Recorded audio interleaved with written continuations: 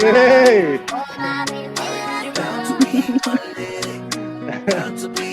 Don't be shy, y'all. Don't be shy. Sorry, I'm very bad. Hello.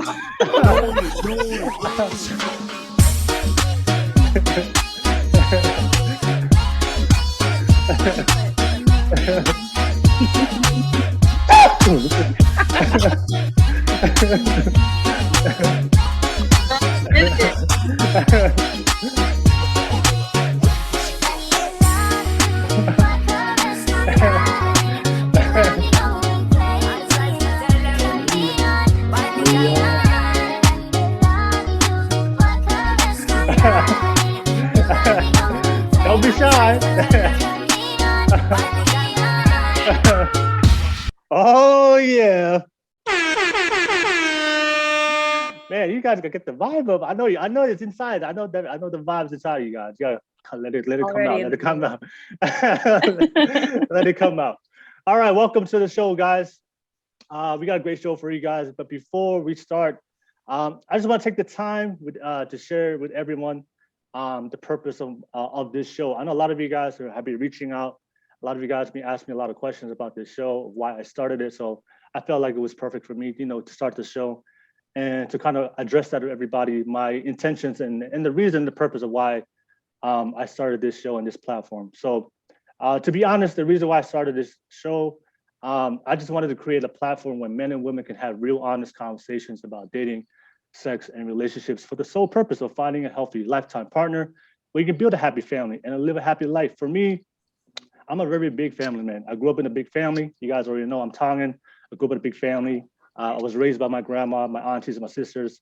And I was fortunate enough to have parents that they were together their whole life and never been divorced. So people that know me know I'm a very observant person. I like to sit back and chill, to watch people, analyze people, and just learn from people.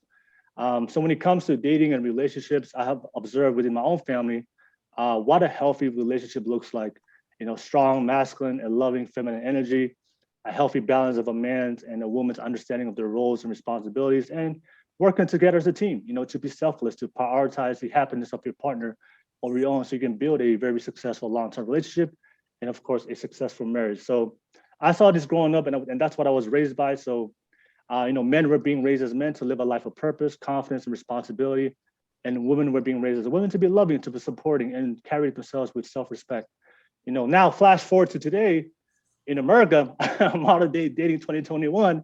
I'm sure you guys know it's kind of crazy out there. The dating world, the dating market is kind of crazy. It's kind of everything is all over the place. So for me, I'm starting to see a culture in modern day America and society where everything's so focused on individualism, materialism, and consumerism. So today, when I talk to people today about dating relationships, I notice today is all about me, me, me, me, me. Now, I understand there's a time and place for your own individual pursuit of greatness and happiness and loving yourself first. But when it comes to a relationship, people don't understand no more. That's no longer about me. It's about we. It's about teamwork. It's about interdependence over independence. So today, I see men are no longer being taught and encouraged to be real men. A lot of men today are living a life without purpose, without confidence, and without responsibility to the women they choose to have relationships with. And that's today in America, it's glorified in our culture with the culture and the music today. And I noticed today a lot of women today are being encouraged to live a life where they no longer have to show their love, support, and need for a man for the sake of women empowerment. And a lot of women, I do notice sometimes don't carry themselves with that self-respect no more, which is also glorified in American culture and music. So, but yet in all this chaos and confusion, today's society, we expect men and women to be attracted to each other when society is kind of pushing them to be independent of each other. We expect men and women to be able to put in that effort and sacrifice to build a team relationship. But when society is pushing men and women to only live for themselves, and we expect men and women to respect each other, right? To respect and love each other, but we are emasculating men for being masculine and women for being feminine. So for me, I just saw a lot of problems today that's concerning to me. And I noticed as I see a whole generation of lost, misguided men and women yearning for love and yearning for a healthy relationship and marriage, but are not given the honest truth and guidance of how to be a masculine man and how to be a feminine woman so you can attract a healthy partner and build that happy family.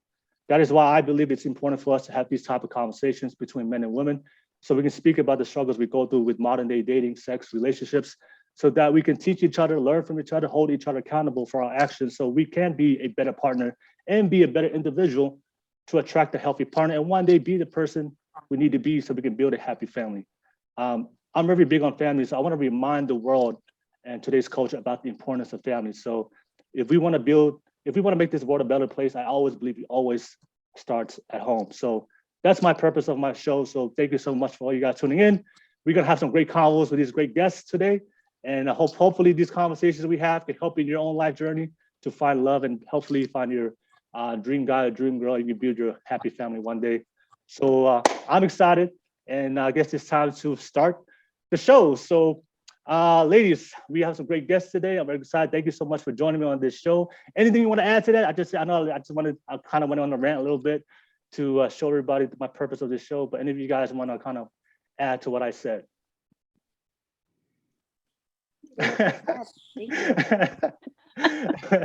Yeah, I just wanted, okay, cool. All right. I guess you guys are just waiting to ask your questions. All right. All right, it's all good. So yeah. I guess I'll start off real quick. I'm gonna just show everybody the super chats real quick. Just give me 1 second for everybody to show. Give me 1 second. So everybody, don't forget. So I'm gonna just show the super chats. Share screen. Oh, give me 1 second, guys.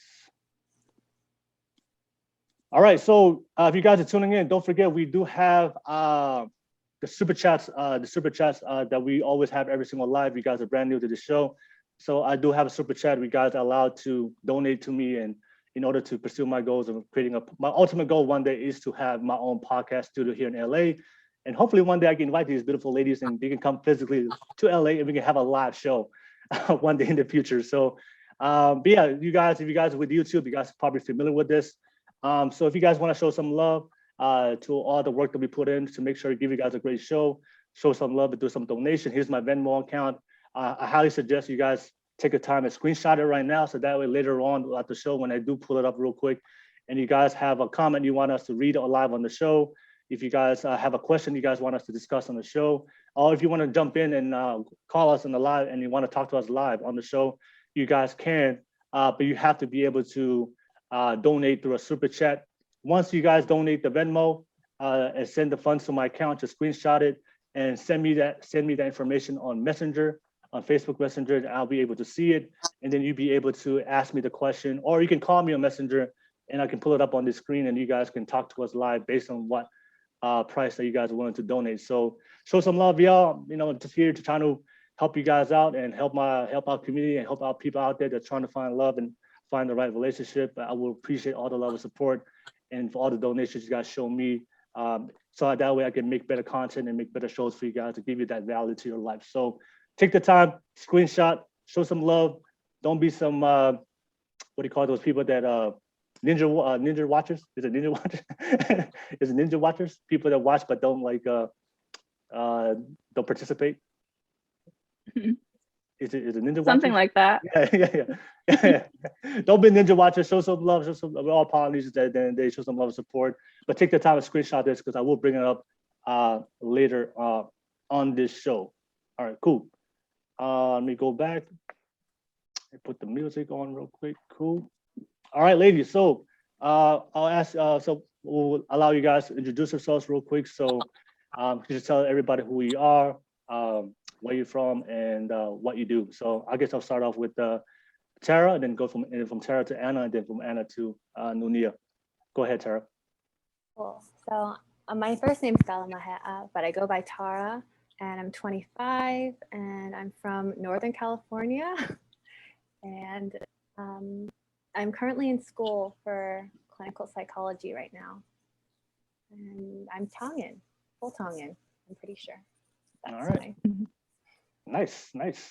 Okay, Anna. Awesome. I'm Anna. I live in Utah. I'm 20. I work at Harmon Management and go to school as well, majoring in elementary education. And I'm full Tongan as well. All right, for sure. And yeah, last but not least, Nunia. Thank you. Hi, I'm Nunia, and this is a full house of full Tongans, I guess. Teas in the house. Yes. So I'm currently located in Hawaii, Big Island to be exactly, and I'm 27 years old. I stopped counting after 25. And currently, right now, I'm an insurance agent. I have a huge passion to see within our community, seeing how it's, financial education is really not taught within our people. So yeah, definitely love what I do and able to, have fun with it. So All right. yeah. All right, nice. We got some Tongans in the house. You know what that means.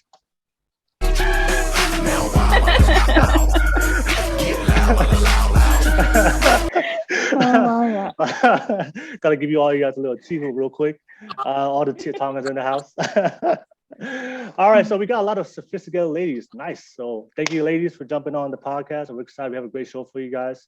So I guess we just go right into it. So you guys ready for this question right here? I got some good questions for you guys.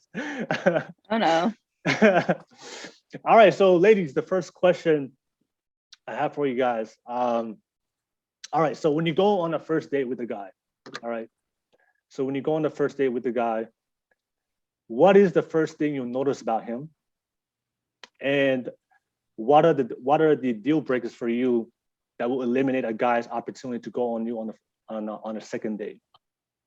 So that's the question. So when you go on the first date with a guy, what is the first thing you notice about him that you're attracted to? And what are the deal breakers for you on a first date that will definitely eliminate his opportunity to go on a second date with you? So that's the first question.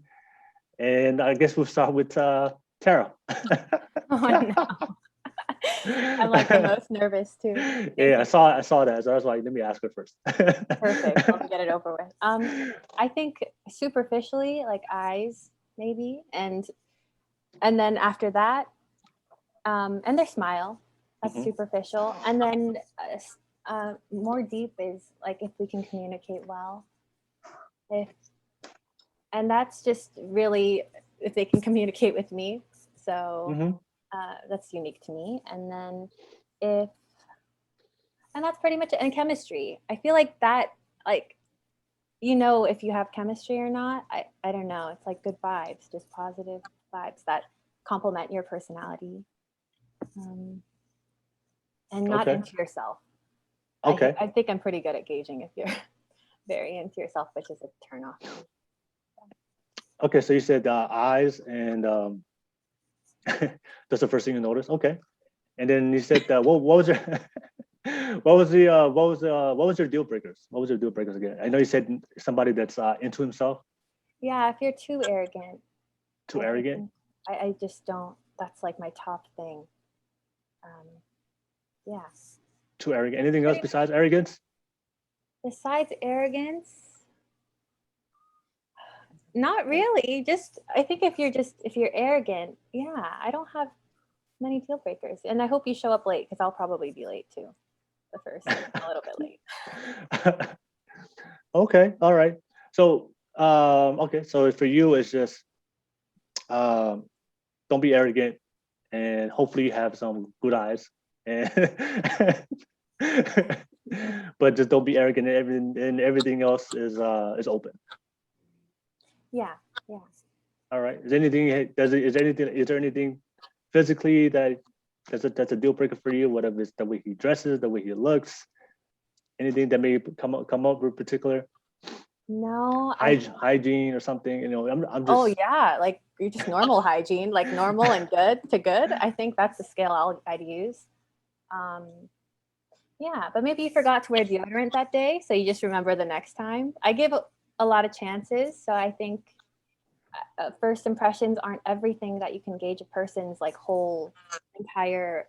Like you can't really get to know them fully, so I try to maybe give the second, and then I'll know usually if I like you or not. Okay. All right. Cool. All right. So that's Tarah right there. What about you, Anna? What about you? I think the first thing I notice is how they dress. Okay. All right. Specifically their shoes, shoe game gotta be strong. Just kidding. No, and then their smile as well. Like if they're like a genuinely happy person, that's awesome. And if they're friendly, you know, that little awkwardness when they come to the door and get you and they're like, hi. Yeah. That's the best. Like just to make them feel awkward. But I think like something, I won't go on a second date with someone who doesn't come to the door to get me. Like I think that's a very gentleman thing to do, is to not wait outside for a girl to come to the car. Because I feel like if a girl was gonna walk out to the car, it's like Yeah. saying, oh, she's just like another girl, like we're just gonna hang out.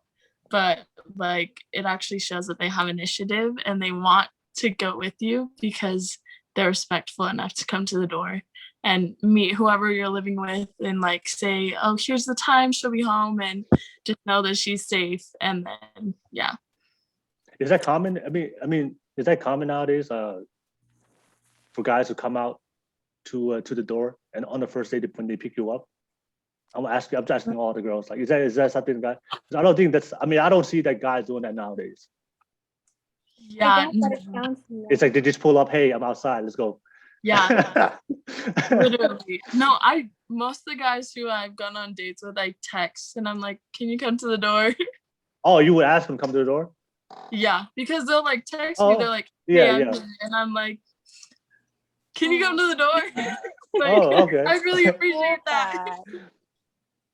Well, have you ever texted to come to the door and the guy was like, no, I'm gonna stay inside the car? Has that ever happened? Yeah. And what happened? And what happened? I say, okay, well then I'm just gonna, bring my parents out to meet you at the car. And then they get scared and then they come to the door. Oh, okay. You just all right. Yeah. All right. So any other deal breakers, like once you guys are on the date and you guys at the date now, like any deal breakers for you on the date? I don't think so. I think it would I'd have to be in the moment to know. Yeah. Okay, so in the moment. What's anything like that stands out for you, like from a past experience, where you were on a date and then they did something and then it was like, nope, this guy is not getting a second date. When they're on their phone. Oh, on their phone. Okay. Yeah, I really don't appreciate that because I feel you ask someone on a date and you want their attention. Mm-hmm. So if you're gonna waste that time that you asked them to be with you, then why am I here? Yeah. What's the point of going on a date and then you're not on the phone, right? Yeah. Okay. All right, that makes sense. So for you, just have us be smiling, be happy. Shoe game. Does the shoe game have to be right? Be honest. Oh yeah. Yes. Nah, that's just a plus. Like if they have shoes and their shoe game is strong, like. What if the shoe game is weak? Like, explain to me what strong shoe game is and what shoe game that you're not gonna give them a chance. I mean, I'll give everyone a chance, but they gotta just like let me be like, hey, let's go, get some shoes. Like, I love my shoes, which is a really big problem, but yeah. If a guy came out with flip flops. Oh, that'd be fine. Like yeah, okay. Yeah, have pretty toes. Period. All right. Okay. All right. Yeah. All right. Okay. All right. Cool. All right. So shoe game, as long as shoe game, but if shoe game is kind of weak, then you work on it. You help him out. It's something we can work on together. We can work on together. All right. That makes sense. All right. That's cool. All right. All right. What about you, Nunia? What is something that you noticed about a guy on the first date, and what are your deal breakers? Something that I notice about a guy on a first date is, this sounds really bad, but beard. I can speak for every woman out there. We love beards. Okay. Okay. Yeah. You don't like the baby face? I already have a baby face. So this is just me personally. Yeah. Okay. But either that and first date, when we're on the date, the main thing that I really look for is if they're goofy and they could actually keep a conversation. They have do keep a conversation. If not, it's done. Not even a second chance. And then a deal breaker for me is that they, if they can't keep a conversation, and I would say the biggest deal breaker for me would be, it sounds bad, but if you're taking me out on a first date and you're not going to pay for the meal, that's a deal breaker. Yeah, it's just like how Anna said. It's, you know, you initiative, right? It's of course us women can actually pay for our own stuff, but if you actually are reaching out to take someone out, like take them out, pay for it. Open my door and take me home. All right.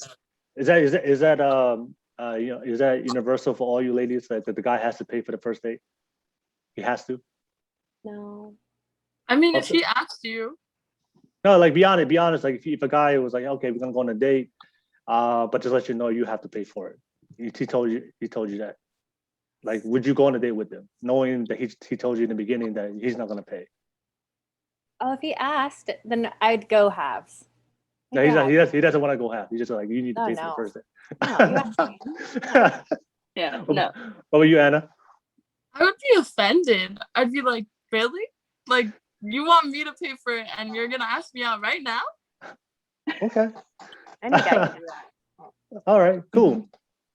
All right, so you guys all want the guy to pay for the first date, right? That's cool. No. It's expected. Yeah. I mean, there's nothing wrong. I don't see nothing wrong with it. But just, that's normal etiquette now, right? You pay for the woman's first date. But let me ask you guys: does it matter where he takes you to eat? Does it matter? No. So if he For takes me you to, personally, no. if he takes you like to McDonald's, it's all good on the first date. Yeah. Yeah. No, I have dietary restrictions. I'm going to be one of those. So it's sorry, like this is a minority. You asked me, so if it depends. If it's like mutual plans, I'd like to pay half. Okay. But I'd hope that there's a vegan option, and that's just me. This is probably the first and last Tongan vegan you'll have on this podcast. Yeah. Oh, so Tarah, for you, like if he say he took you on a date and then you ended up in a place where there's no vegan food out there, would you say something, or would you just eat salad that on that restaurant? No, because we have the chance to text, so that's nice, and then we could just text and say like, is there you would option? Oh, okay. Yeah, just try to meet both. Yeah, make each other happy. Okay, cool. All right, so the first date, as long as he pays for it, and then I think the biggest thing I heard from all you guys is communication. Do you feel like a lot of guys like lack the ability to hold a conversation anymore? Mm-hmm. Yeah. Do you guys find guys like more talkative on texting, and then when you meet them in real life, they're like crickets? Maybe that's me. Yeah.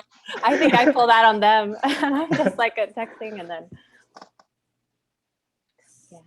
yeah. All right. So no, that was a question for me, because a lot of guys were trying to figure out what's their best way to impress a woman on a first date. And it was just really interesting for them to hear your different perspectives. But I think one of the biggest things that you guys mentioned was just communicating. And do you guys, let me ask you this question. Can you guys tell when a man is not being like upfront and being honest? You can just tell, like, if he's trying to like portray a persona for the date. Yeah. Like how can you tell? How can you tell? It's the way they act, the way they carry themselves. Like, everyone's a little awkward on a first date, but if they're like trying super hard, you can just tell, like, in their behaviors and everything. They just like want it so bad that it's noticeable. Okay. Do you guys have like I don't know, I mean, I'm interested to hear from you guys. Do you guys have like a vetting process when you meet men and go on a first date to test to see if this is the person I really, really want, like to test them, like through questioning or through to hear their responses? Do you guys do anything like that? For me personally, it's more so I just watch how they treat other people around us. If we're at a restaurant, how they treat the waiter and everyone else. So But I that's base it easy. all off of that. But that isn't that. But that's easy to front in the first date, right? You can just be super kind on the first date. You don't think that's easy for a guy just to be super friendly on the first date? No. No. I mean, Okay. they do have nerves just going off, right? So Yeah. that's the main thing I pay attention to. How they treat people. Mhm. Okay. So Yeah. if they're kind of mean to other people, the waiter or something, that's a Mhm. it's a sign for Yeah. you. Okay. And tip and everything. Yeah. And tip. Oh, you don't do if he doesn't tip, that's a deal breaker. No, it's not a deal breaker. It's just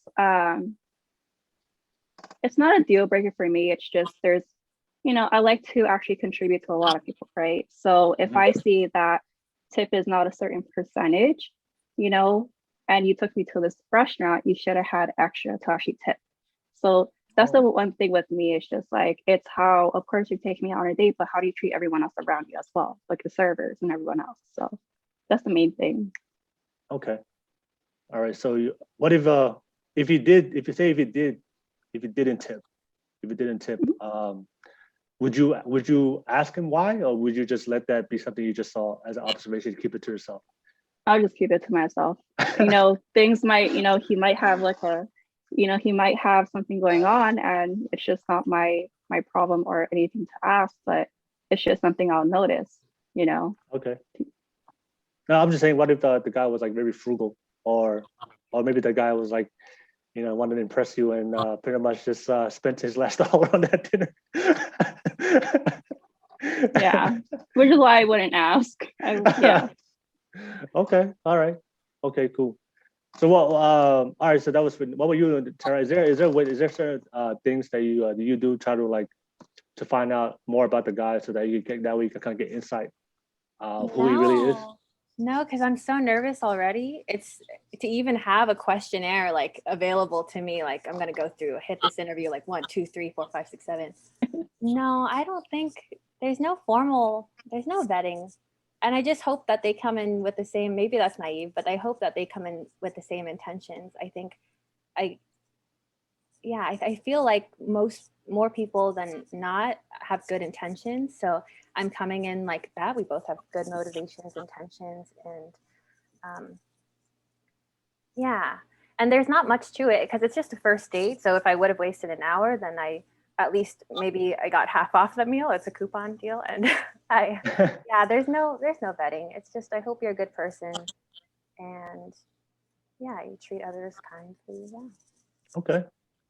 Do you guys have like any like was like the worst experiences you had on a first date that totally messed up for the second date? You never went back with that guy ever again. Do you guys have any stories like that?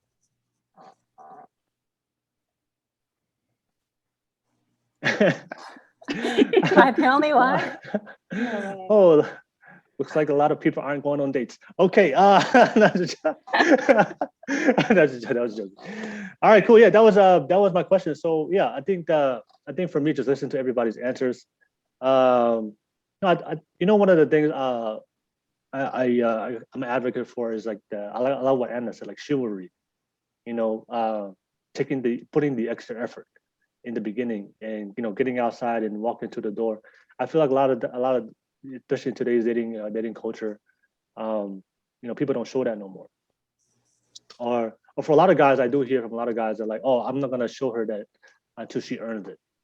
If that makes sense, that's something I always hear from a lot of guys. But I feel like it's important for women to see that you are putting in effort. Especially today's dating culture, especially social media, where there's always people. Let's keep most I'm not saying most people are talking to multiple people. Can we all agree? that's the culture we are today. So I feel like for a lot of guys, I will always say like it's good to kind of like separate yourself from the pack. So if all the guys are like putting in, say, 50% effort, then you should put like 100% effort, so that way they can see your efforts and show that you're really interested. And I just feel like a lot of times today, a lot of guys, because of the way we grow up, because of today's modern day society, it's like it's like people are afraid to show, like I don't know, people are afraid to show everything in the beginning and be upfront with the efforts of their intentions of what they want, because they don't want to show out. Like, I don't want to let her know that like I'm interested. You know, it's like this game everybody's playing. This is what I see nowadays, especially on the first date. Like, what are you guys' observations of what do you guys see when you guys meet people, when you meet guys for the first time, or especially on the first date? Like, are guys being really honest or open? Are they putting in effort? Like, what's your experience? Yeah, I think for me, yeah, it says a lot. I wouldn't expect anyone to like open the door for me or escort me to my car. Or maybe I would, because it kind of gets dangerous if you're a single woman. Yeah. But it's really nice if they go that extra mile. Then I'll remember who you are. I'll remember your first, last name. Yeah, but I never expect it, and I try to do the same. Sometimes I'll open the door because that's the nice thing to do. Okay. All right. Anybody else? You know, one last thing before we go to ask you guys questions. Have you guys ever gone on a date and you realized this date was over based on you know, was it you've met somebody that had a deal breaker? Was there like a sign that, was there like are there certain things that you guys do to kind of give guys a hint, you know, this is not working out, but guys don't don't catch on? I'm just interested to hear that. Anybody has their thoughts on that? Go ahead, Anna. Me? Yeah. But if I know that a guy like wants to kiss on the first date, I'll wear a hat. Like, I will put on a hat because it like blocks from getting to my face. And like, you'll know when a girl doesn't want to be with you, like in the car, if she's like all the way to the window and like if she has like her hands on the side away from him and like not sitting like towards him. Like, body language says a lot. Okay, like, body language. Yes, that's a huge thing. Okay, what are you guys' thoughts on that, Tarah? Regarding body language, is that true? Am I oblivious to that? Maybe I'm not. I think I'm like that on all first dates. Maybe my legs, I'm almost out the window and I'm just trying to escape the situation. But I have to, I'm very anxious usually. So I have to push through getting out the door for myself. Once I'm in, like I'm outside, then it's all over and I have to go through with it. I have to do it. And yeah, I guess I didn't think about that. That's a great point, body language. But I think it's more so reading the body language of me. I'm not really worried about them. What about you, Nunia? I definitely agree on the body language one. If you know you're sitting in a car and you're just like closer towards the door area, and for me personally, like if the date is already over, like I already know it's just over before we even started, I'm like looking outside the window a lot of the time, just watching the street lights, and I'm like, where are we going? And then a lot of the times, if I know it's over, but I'm just being nice, I would actually suggest the place to go closer to my house, actually. So it's an easy dumb, then take me back. Yeah. Oh man. And if I know that the date is over, that I don't want to go on a second date for sure, then I actually offer to pay, because I know for a fact that that's just, I'm done. You know, like we're just gonna be friends, and you know, this we could just be friends. That's it. Okay. So, all right, so if if I ever pay for someone's meal, it's you know, you just got friend zone. That's a good sign for everybody out there who's watching. Yeah. If the woman wants to pay, then that's a sign right there. No strings attached. Or she looks out the window. No, I believe what Anna said, like body language. You can definitely read if somebody's vibing with you, based on how they're reacting. And if they're if you can just tell they're not, the body language is not there, they're not moving, they're not. I think there's a term in sales, they call it mirroring. If they're not mirroring your energy and vibe, and the way you move it, the way you guys are holding a conversation, then that's a clear sign. But I know a lot of guys, when it comes to social skills, are not as in par as you guys. You guys are very social etiquette, very good in the social skills. But for guys, we just can't tell the sign unless you tell us it's over, or you don't text us at all. Us at all. All right, cool. All right, so yeah, that was my first question. Yeah, so I'll allow you guys to. I know you guys have some questions, and I'll allow you guys to ask some questions for yourselves, and then we'll take the time to. I will take the time to respond. So, I guess we'll start with Tarah. I know you have some good questions, Tarah.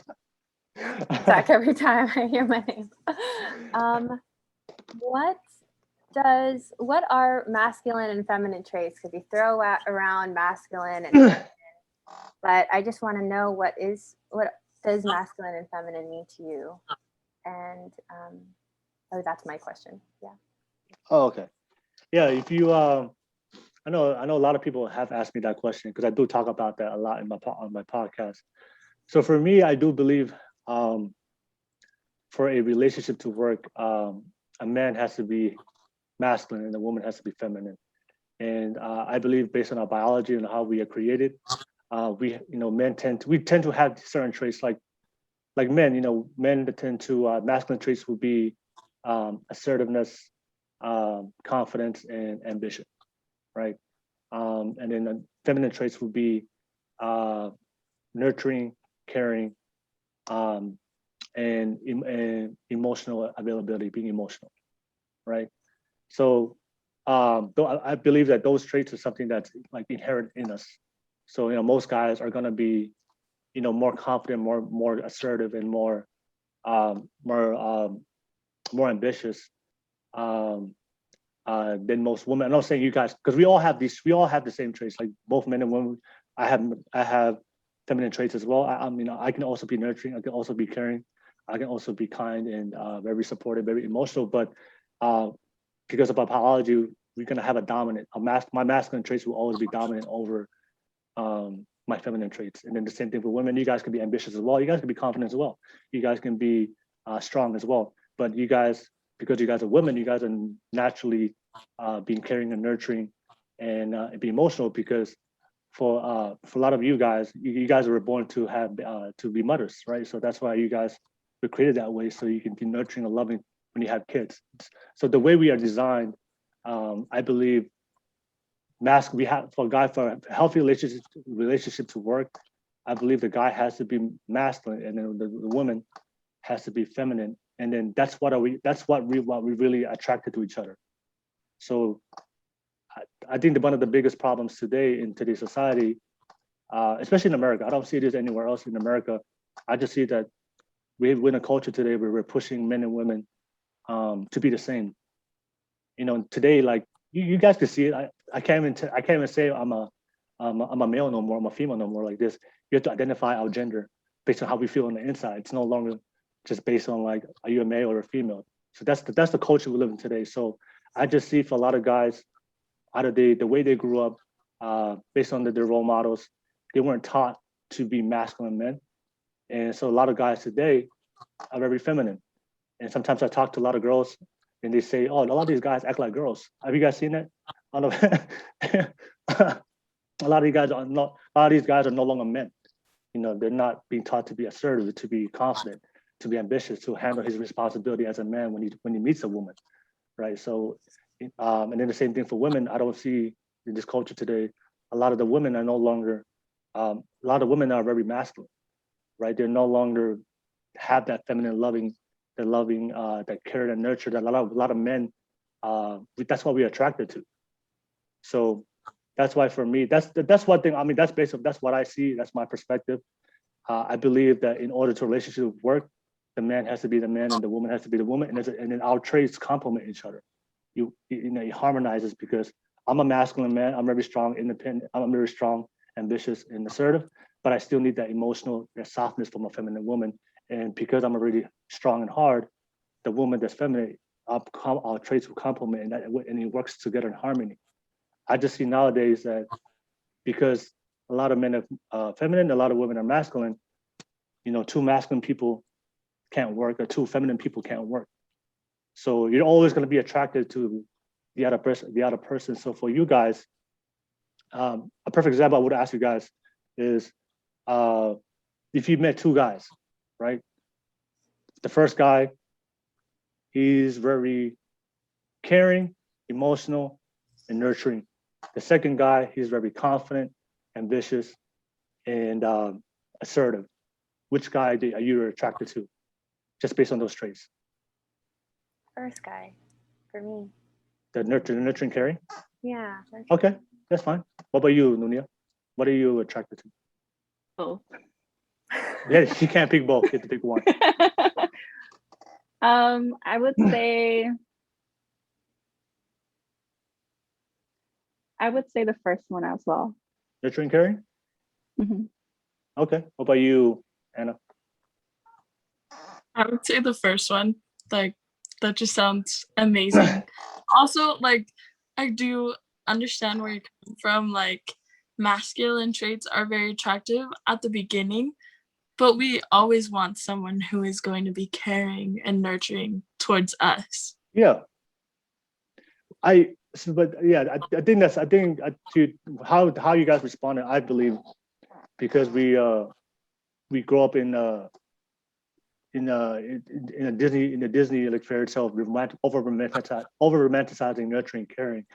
But the thing is, for me, is this based on what I see, they will say that, oh, I want a guy that's nurturing, I want a guy that's caring, and they would get a guy with that's nurturing, caring, but then they lose interest with that guy over time. Hi. Because I'm telling you, because I believe that we always are attracted to the opposite of our nature, which is women. You guys will always be attracted to that masculine guy, which is very the confidence, because you need that, because you need at the end of the day, you guys are already nurturing, caring, and then if you're with a guy that's very nurturing, caring, it sounds good on paper. It sounds good the way you guys say it right now. That's what we see on the Disney Channel, and that's to grow up. But Shout out Disney Channel. but in reality, you guys need that foundation and that rock and that stability a man provides, because at the end of the day, our traits work better when we are with the masculine and the feminine, because you guys are very emotional. So when life turns bad, you guys don't need a guy that's very emotional as well. You need that guy that's very ambitious and very strong, and he's very assertive. And he's very solid in the way he handles himself in life. And then of course for the guy, we still need that love. And we can't be hard all the time. So at times we do break down as guys, and we have our moments of vulnerability. That's when we need that woman to come and fulfill that life. So that's why oftentimes we can be with a very masculine woman, but over time, he just doesn't fit well over time. And that's something I just see, because I see all the time where I see girls. That's what they say. They want the nurturing, caring guy, and they be with that guy, and then eventually, later on in life, they'll meet the guy that's very confident, ambitious, and assertive, and they'll go with that guy. So for me, I just believe a lot of guys need to tap into that masculine energy, and that's why relationships work out. I just think that it's easy.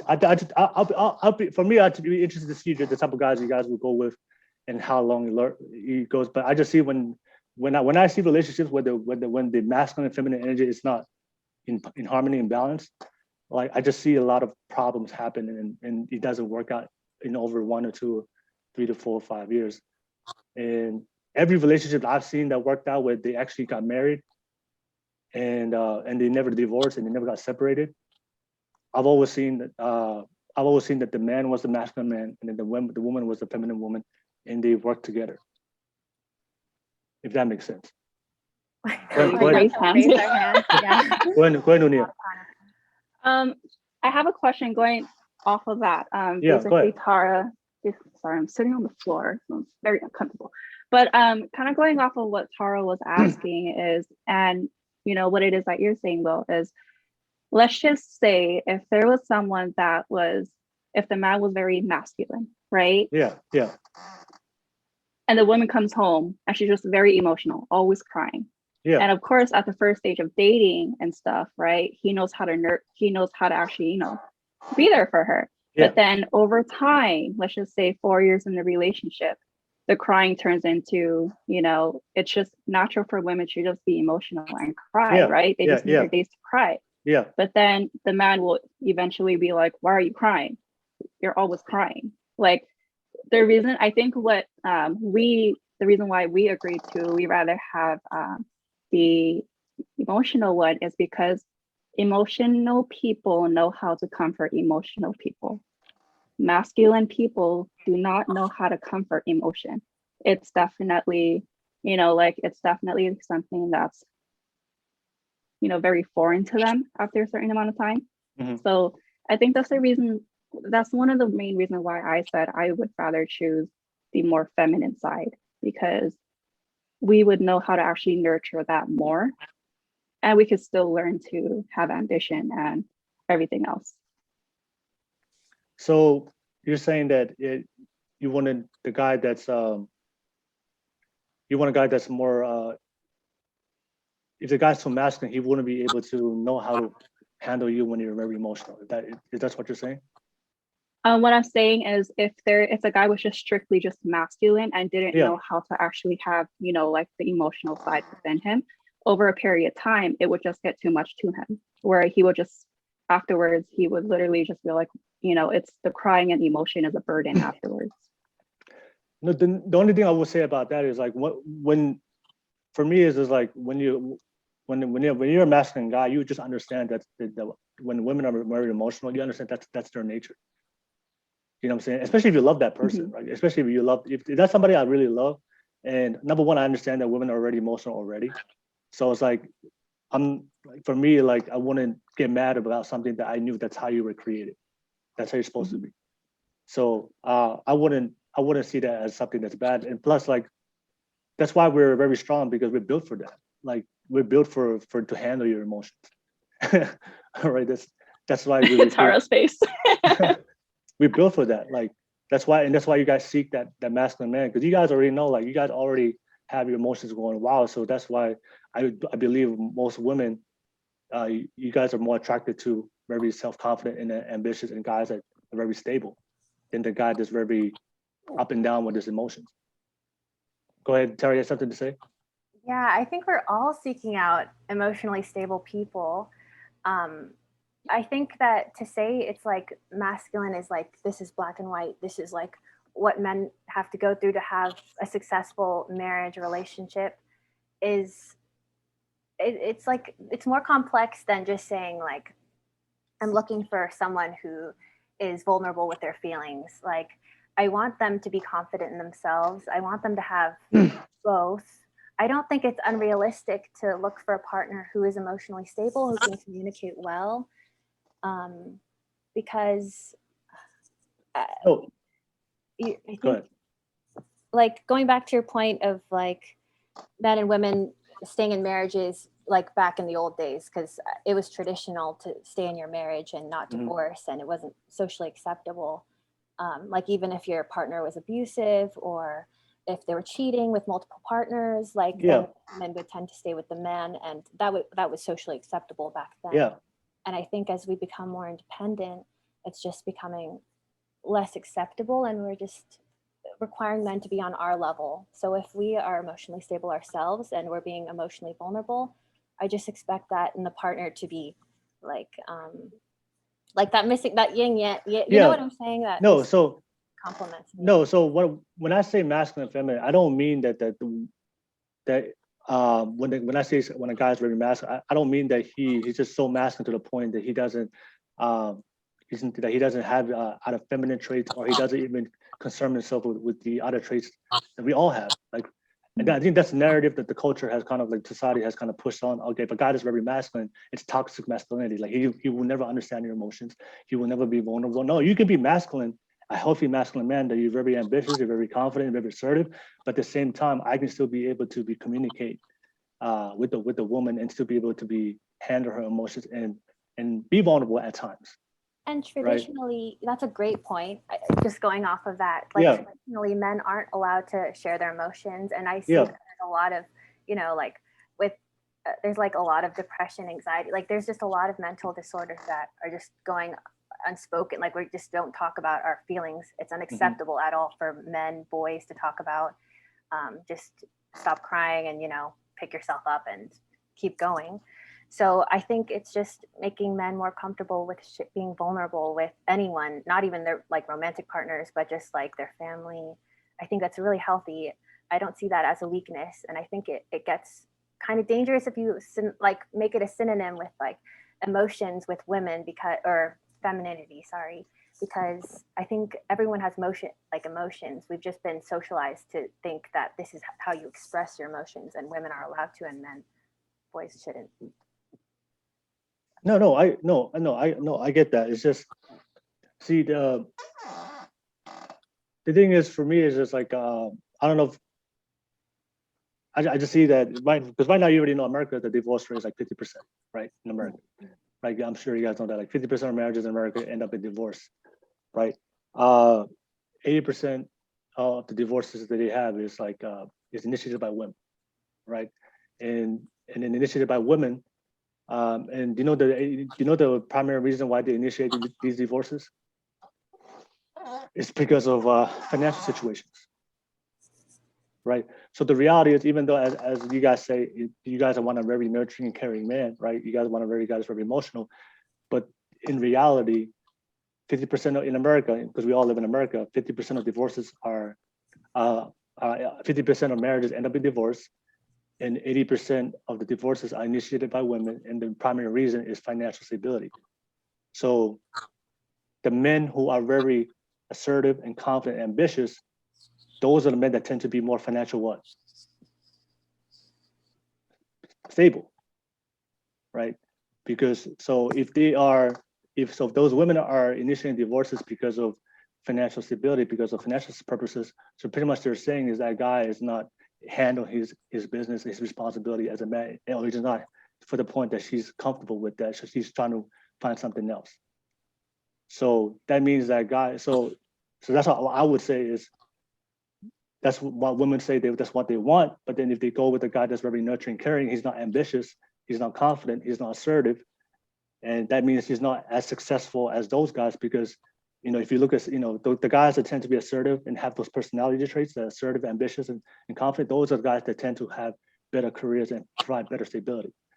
So that's the one pushback I would say is, even though you guys may say that, but the reality is women are divorcing those type of guys. They're divorcing the nurturing, caring, and loving guys, and they're going trying to find a guy that's more ambitious and confident and assertive. And that's what I see based on those statistics. Go ahead, Anna. I don't know if it's based off of like the guys being nurturing and caring. I think right now in our generations, a lot of it is laziness, is that we're not taught to work hard enough. Yeah, lack of ambition, right? Kind of. I think it's just being lazy. Like they have no drive.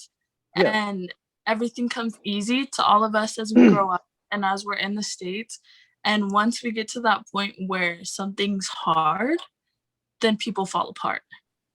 And I think it comes down to communication and really picking and choosing your battles. When you want to date someone, you're gonna choose like, okay, I can handle this. Like this person needs me to be emotionally there for them, so I'm gonna make that sacrifice for them. Or like my significant other cannot handle this, so I'm gonna support that. It's a give and take situation in anything that you have. And I agree with what Tarah was saying. Like it's not masculine or feminine. Like it's a much broader thing that you have to look at it. You can't just put like masculinity and feminine as a name for it.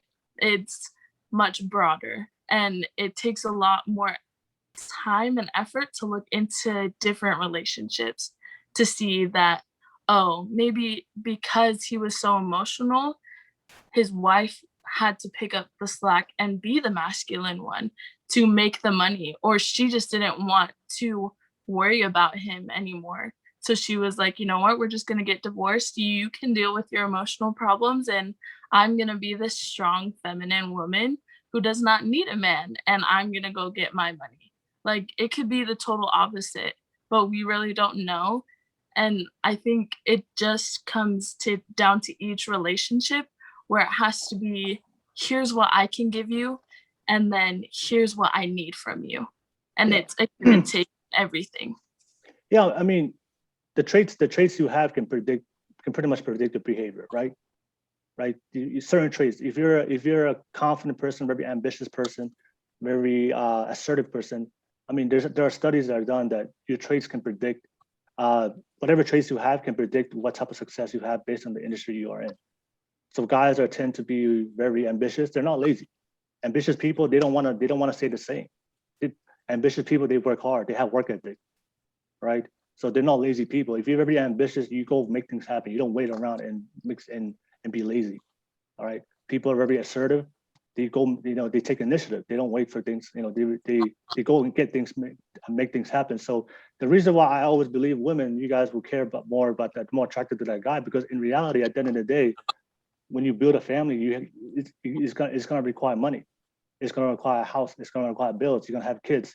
You're gonna be pregnant one day, so you can't work. So you need that guy to be able to be stable enough, and that's the reality. So even though you might say you want the nurturing man and loving, caring, but in reality, on the whole perspective of life, of bills and housing and financing and supporting the kids that you have, especially in living in America, that's why I believe that men, if you're gonna be in a very healthy and successful relationship with a woman needs that stability from a man, and you have to provide that by being that masculine man, by being very tapping into your masculine energy and be that man.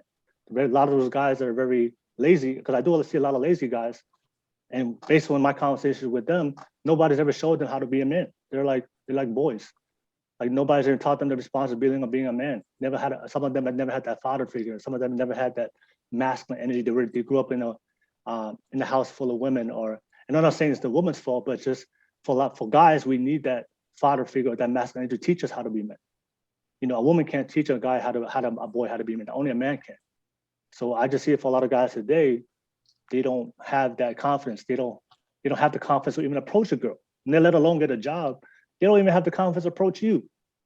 They don't have the confidence to even go get a job. So, and like I said, is if guys are tapping into their masculine energy and being that man and having that stability, I believe that's what works, because I just see a lot of, it's easy to say I want a nurturing, caring, loving guy, but then when you need bills that need to be paid, or rent needs to be paid, or you're pregnant, you can't work no more, so all there's some possibilities on him. That's when that masculine, that's when the ambitious and confident assertive needs to kick in and handle your responsibility as a man. So that's the only thing I would say, because I just think in America they're just pushing men not to be masculine no more. Just be whatever. You don't have to be a man no more. If you want to be a woman, you can be a woman. You can be feminine. But that's why today, we have a high rate of single people, and guys are not getting married, or people struggling to find relationships. But I truly believe that for a lot of you guys, at the end of the day, you guys want stability, because you guys all want to have families one day. Mm-hmm. How many kids do you guys all want? 2. 2, 1. What about you, Anna? Depends. Oh, could range from 3 to 8. Oh. All right. So 8 kids, that's a lot of kids. That's a lot of money.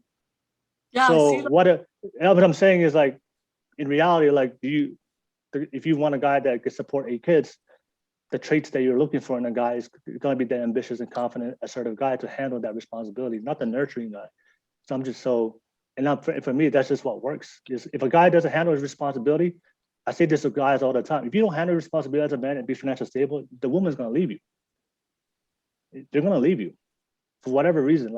A woman will not tolerate a guy that's not providing for the family and not handling his responsibility as a man. And the divorce statistics show that. You're not going to stay with us. No matter how loving him, no matter how caring, and no matter how good of you are, if you don't take care of your responsibility as a man to pay for the family and to support that family, it's only be a matter of time before you leave. So that's why it's so important for a man to make sure he takes care of, to be confident, ambitious, and handle his responsibility. And if you do that, and of course you still love your woman, be loyal, when she's very emotional, then give her that vulnerability she needs. But providing that foundation, that stability, that's what's going to hold the relationship together and make it work. Go ahead, Tarah. Yeah, that's a good point that I can definitely work more on listening to men's perspectives. So thank you, Will.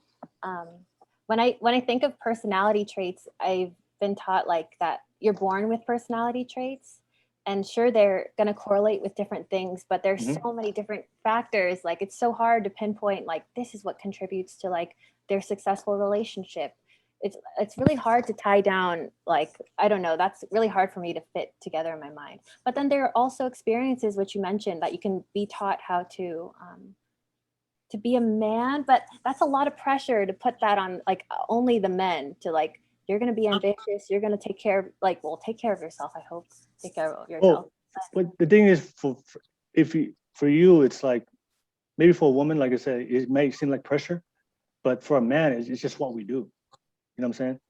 So like, I mean, I'm not a lot. I mean, it is a lot of pressure. I mean, it's like everything in life is pressure. Everything in life is difficult. I'm not like, being a woman is hard too. I'm not saying like your life is harder than ours. Like, it's both difficult, right? Like, but the thing is, we all have our roles to play, and we all have our responsibility to play as men and women, as masculine and feminine, and that's just life. We have to make things happen and do what we have to do.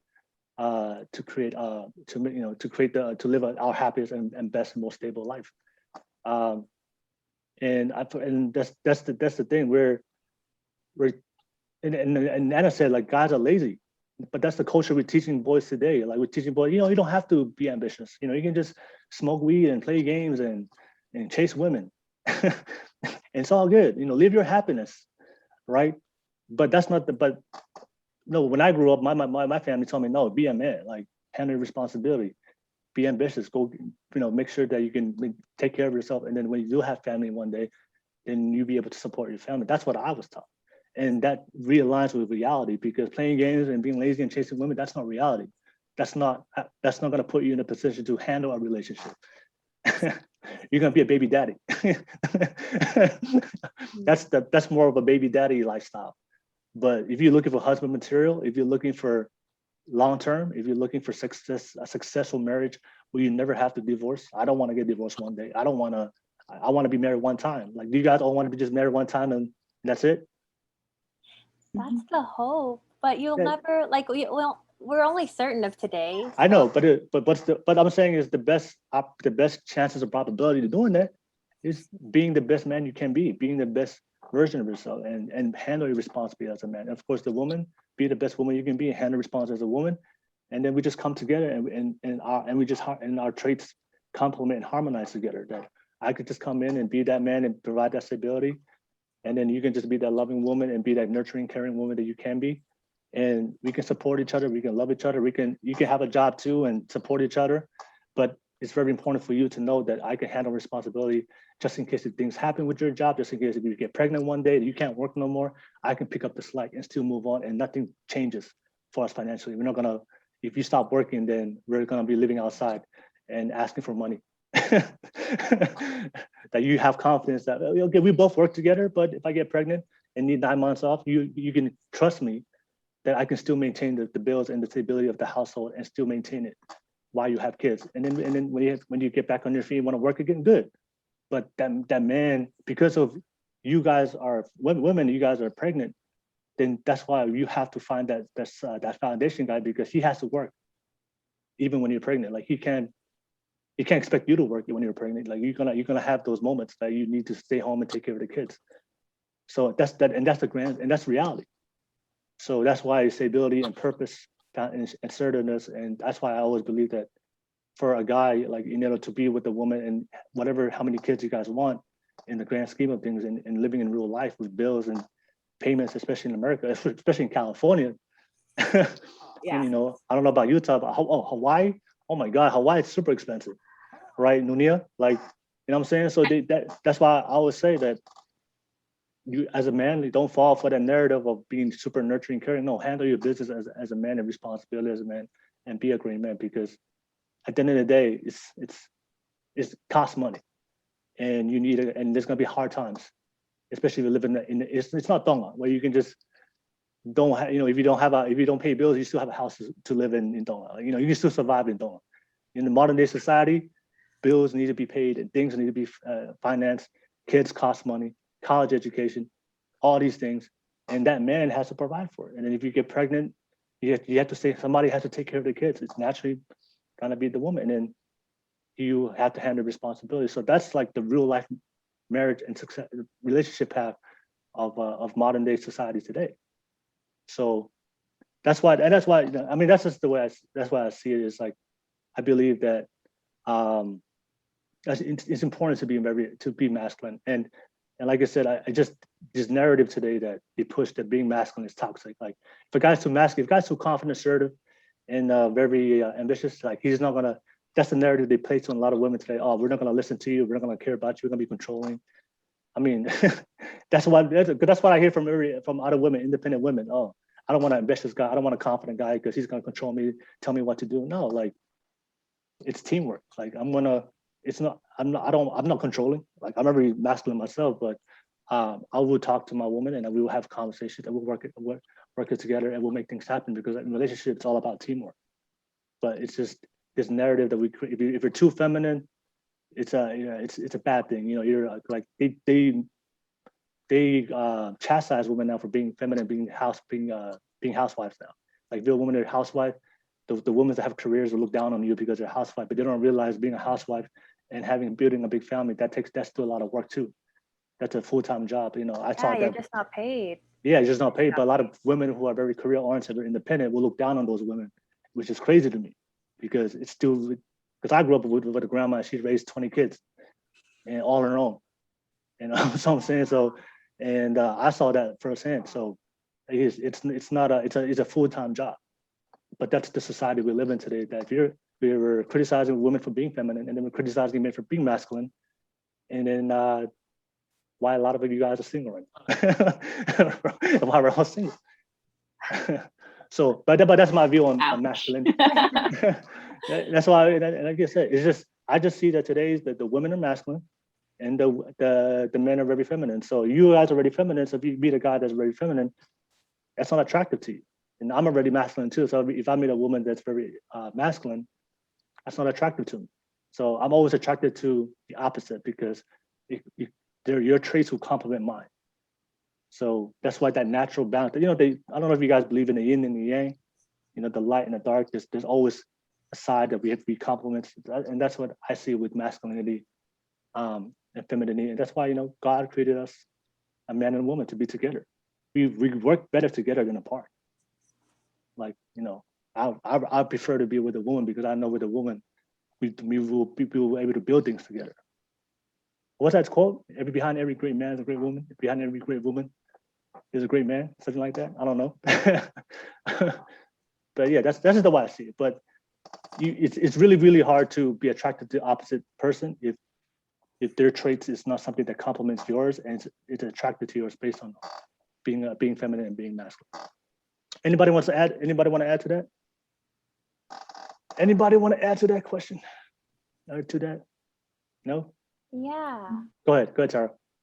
I think women who do stay home should be praised as much as women who go and get a job. Yeah, of course. Yeah, that's a bad, if you're doing that, don't do that. That's mean. I mean, I don't know if you guys see, I see that all the time, but you guys see that with women who are very career oriented, they'll chastise or look down on women who choose to stay home and be a loyal wife and raise their kids to the husband, and they see that as like, it's like being weak.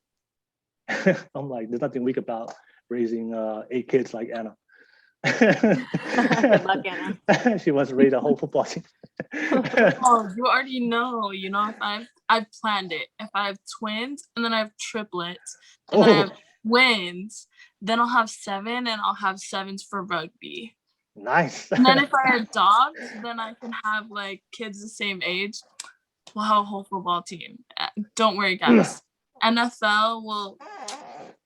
We're gonna go. All set. Let me ask you guys a question real quick. So, is there a celebrity right now, like a celebrity husband, that if you had a chance to swap with their wife and be their wife for this, dream guy or dream celebrity you have in your mind, who would that be? I'm just like hypothetically. There was I'm sure you had this. I'm sure we all have these celebrities that we love and we look up to. But if there was a celebrity right now that exemplified husband material for you, this is what a husband should be. Give me a name. A celebrity right now. Chris Hemsworth. Chris Hemsworth, okay. I don't know. I love his videos. That's All right. Chris Hemsworth. Okay, what about you, Nunia? I don't know. I think for me it would be, I don't know. I haven't thought of any of them as husband material, honestly. Just name one. Just somebody that you've seen, and then we all have those people. Like that's an example of a husband material for you.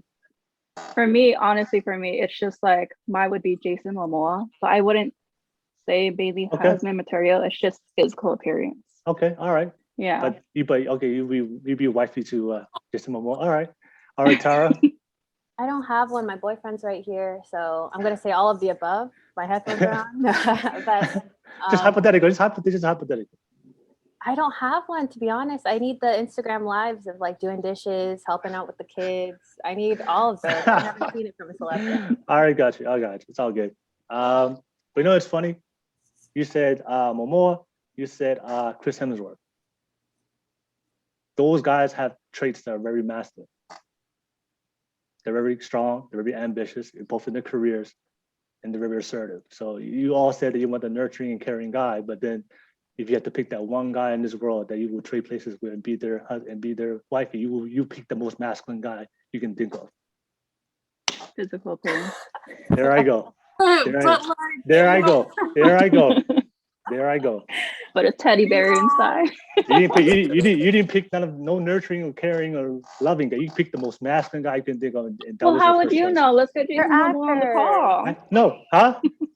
Because I asked you guys I asked you guys a question like, what guys you guys want, and then you guys said, "Oh, I want the nurturing, caring guy." But then I gave you guys to pick one guy in this world, and you picked the most masculine guy. That's why I know innately within you, even though you say you want nurturing, caring, but I know it deep down, women are always going to be attracted to the masculine guy. Who's a feminine celeb that you know of, Will? Huh? Yeah. Who's a feminine celeb man celeb that you know of? If we would have said, what's the right answer? Who's a very feminine guy right now? Who's a guy who's a very emotional? There are none because we don't. No, there are a lot, but I can't think of. Have you seen Chris Hemsworth with his family? Like, but that's why I told you could be very masculine, but also still be a family man loving. That's what I'm saying. But your traits have to be very dominant. Like, I feel like that's a little bit feminine as well. Like that's the nurture. It's like a mixture of both. I know. I said that's why I did say we have both. But I'm saying is he's Chris Hemsworth. The reason why he looks like that, the reason why his career is like that, the lifestyle is like that, because he's very ambitious, assertive, and confident. You don't get to that level of life. He's also like he's a kind person. Yes, of course. You can be kind too. You can be very masculine and kind too, but your traits have to be your masculine traits have to be very dominant. So I'm very kind and very nurturing too, but I'm very dominant with my masculine, but I still have the other traits as well. It doesn't supersede the other one, because if he was very nurturing, if his nurturing and caring side was very dominant, Chris Hemsworth wouldn't be the Chris Hemsworth we know of today, because you have to be very ambitious to get to that level of success that he achieved. But exactly, those are the people who are promoted, are people who are traditionally masculine, who are big and strong and very. Well, we were talking about promotion. We were talking about your number one pick, and you picked them as the most masculine guy over the nurturing guys you guys wanted. You told me you wanted, but if you had the choice to pick one person in this world, you picked the most masculine guy you can think of. You didn't pick no caring or loving guy. So that's what I'm saying is, women would say today. I'm saying you're saying the same things. I always talk to a lot of women like, oh, I want the nurturing, caring, and loving guy. And then these loving and caring guys will fall for that and go with these women. And then after a couple of years, they'll leave them and go for the masculine guy. Because it's in your nature. It's in your nature because you want that stability. It's important to you. Like you're going to have kids one day. You're going to have family one day. You're going to be pregnant. So for you, maybe you guys are too young now to realize that. But when you guys grow older and reality hits, you realize, oh, shoot. I think I should have been with the more stable guy, the guy that was actually going to take care of me, than the guy that's crying right now next to me right now.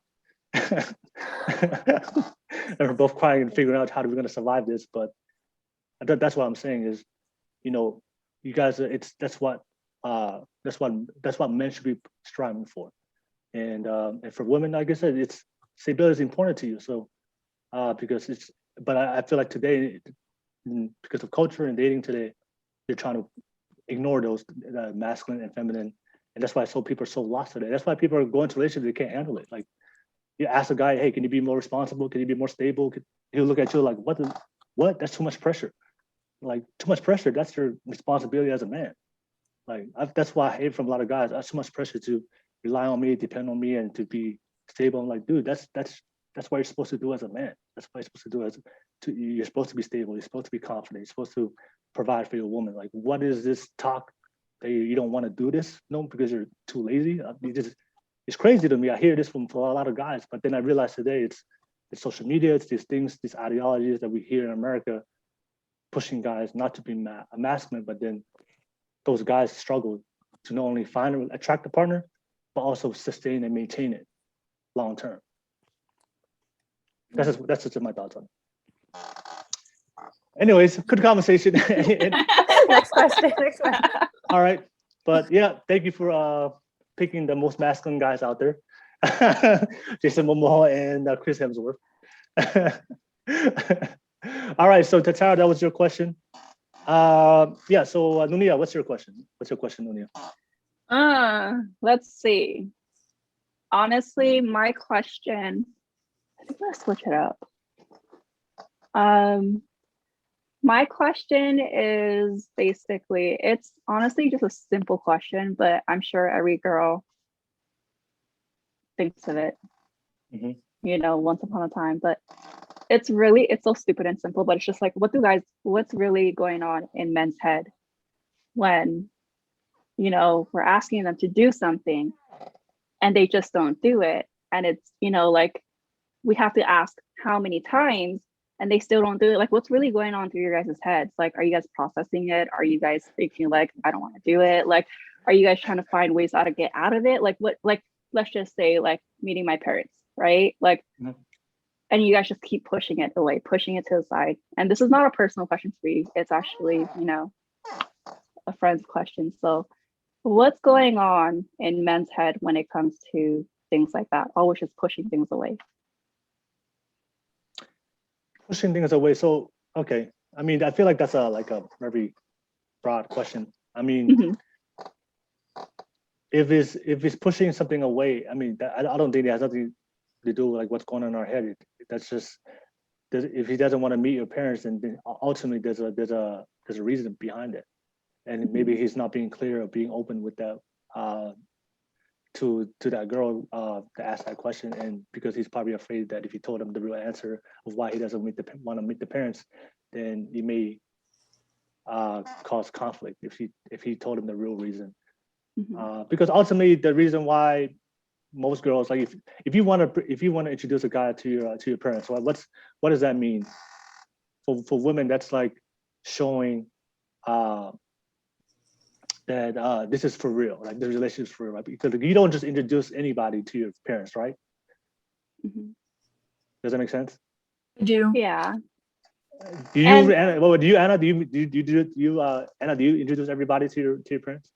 I do. It's like a requirement from my parents. Like, if I go out with anyone, like, they have to meet my parents. Okay. Oh yeah. Okay. But for most women, if you ask the guy to meet your parents, it's a big deal, right? And it pretty much means that we're for real. That this relationship is for real. It's official. So and most guys know this, and we know this. Like, if you guys want us to meet your parents, we know, oh shoot, it's official now. So if he's choosing not to go, then that only means one thing: that he doesn't want to make it official. He doesn't. Maybe he doesn't have the same intentions of what he's looking for in a relationship than the girl. Because if a guy is in for the long haul, if he's committed to her, and he already is committed for long term, then most guys will have no issue meeting your parents. But most guys know that meeting your parents means it's official. And if his intentions are not aligned with yours, that may be the reason why he's pushing back in, because he doesn't want that extra pressure. And of course, he doesn't want to get family involved. Polynesians, like, once you get the family involved, it's like just more pressure. Arranged marriage after. Exactly. And you don't want you don't want the pressure of like leaving her, and then now her family's involved and everything, and you met their family and you had dinner with them, but you already know that you're leaving, so you don't want that, disappointment to disappoint only her, but also disappoint the family. It's kind of messed up, like to meet the family, hey, meet them and get along with them, and then like 6 months later you're dipping.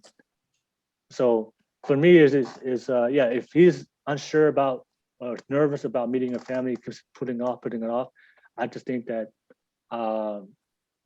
he doesn't. Yeah, it just means that he doesn't want it official. He doesn't want it long term. Or I know for a lot of women, like meeting your parents is their way of hinting, hey, put a ring on them. Put a ring. That's the way you guys hint, like, hey, you're meeting my parents. So for guys, like, oh shoot, this means that I have to like speed up the process of proposing. So yeah, that's my answer to that. And also, I think the first thing you said, like, why you have to keep telling guys to keep doing things. I'm telling you, guys, we're not like you guys. You guys are very you guys can multitask, so you guys can put your focus on so many things and get it done. We're not like that. We only focus on one thing at a time. So we focus on one thing. You tell us something to do, it's probably gonna go out one ear and the other. But I think it was proven scientifically, like you guys are gonna be able to multitask. For guys that are very goal focused, like we have that hunter and gatherer back in the caveman days. We just see something and we just focus on that, and that's why it's really, really hard for guys to multitask. If you ask us to do 5 things, you'd be lucky if we do like 1 or 2. But yeah, that's my answer to that question. Anybody want to add to that? Yeah, some guys need more time. Maybe he's just hesitant and he wants a little longer to find the outfit he's gonna. I don't know. Maybe he needs more time. But I'm a shy person, so. I mean, let me ask you: when you guys introduce when you guys introduce the guys to your parents, does that? I'm asking you guys, like, what does that mean for you? Does that mean, hey, it's the real deal? I'm just asking you personally, like, for you to, when you introduce a guy to your parents, what does that mean for you personally? For me personally, when I introduce a guy to my parents, it does kind of mean that it's like, hey, we've been together for a while. Like, my parents have been asking, like, who the heck is this dude you've been seeing? But on top of, but the main thing for me actually introducing someone to my parents is, being respectful, in the Tongan culture, kind of like what Anna talked about. It's kind of a requirement. Mm-hmm. So it's that. And on top of that, like, just letting them know where I'm at, you never ever know. So it's mainly just that. It's so they know that I'm safe. So if a guy hasn't met my parents yet, and I ask them to meet my parents, it's mainly to have my parents understand that I'm safe. But if they don't want it, it's like, okay, shoot, like, I'm in a pickle now. Yeah. Okay. That's just one of the reasons. That's the reason why I introduce. If a guy doesn't want to meet your parents, is that a deal breaker for you? Kinda.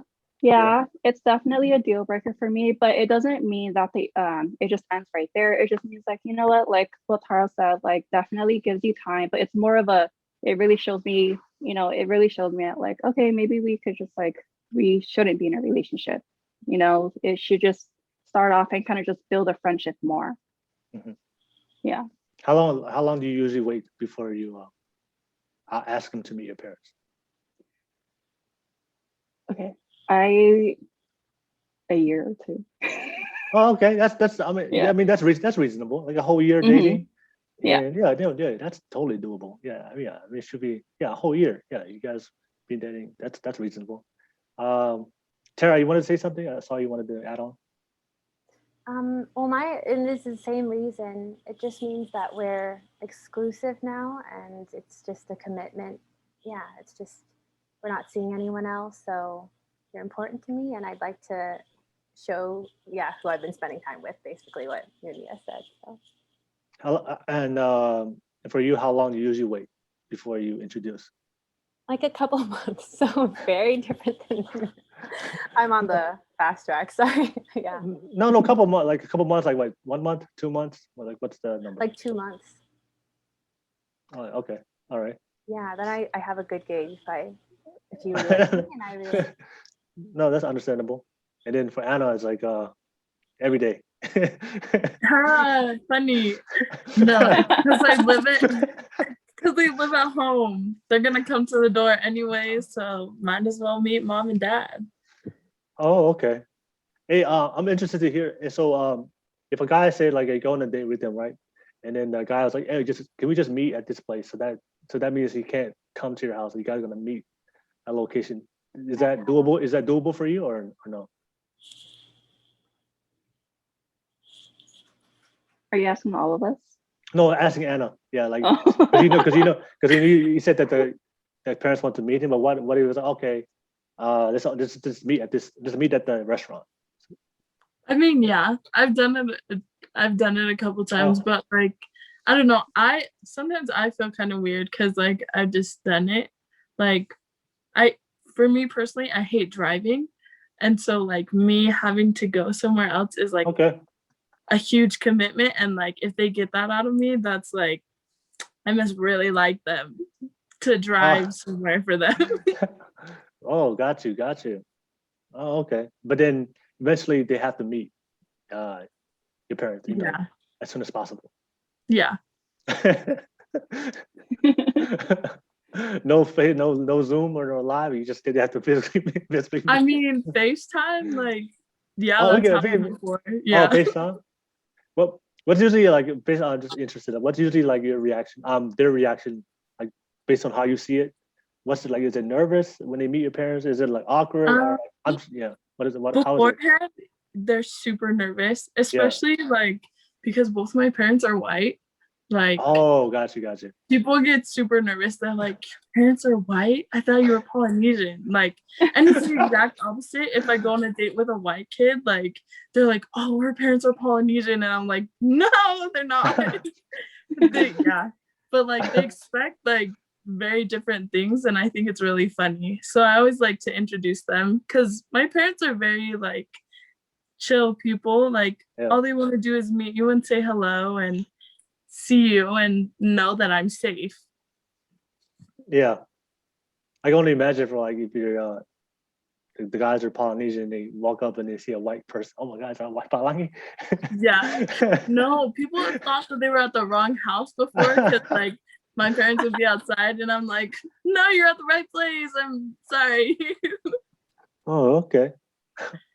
Yeah. So that was a good question though. That was a good question. Yeah, I think I know a lot of guys. They just know when you say the parents, it's like, oh, like they're like, oh crap, it's real, it's official.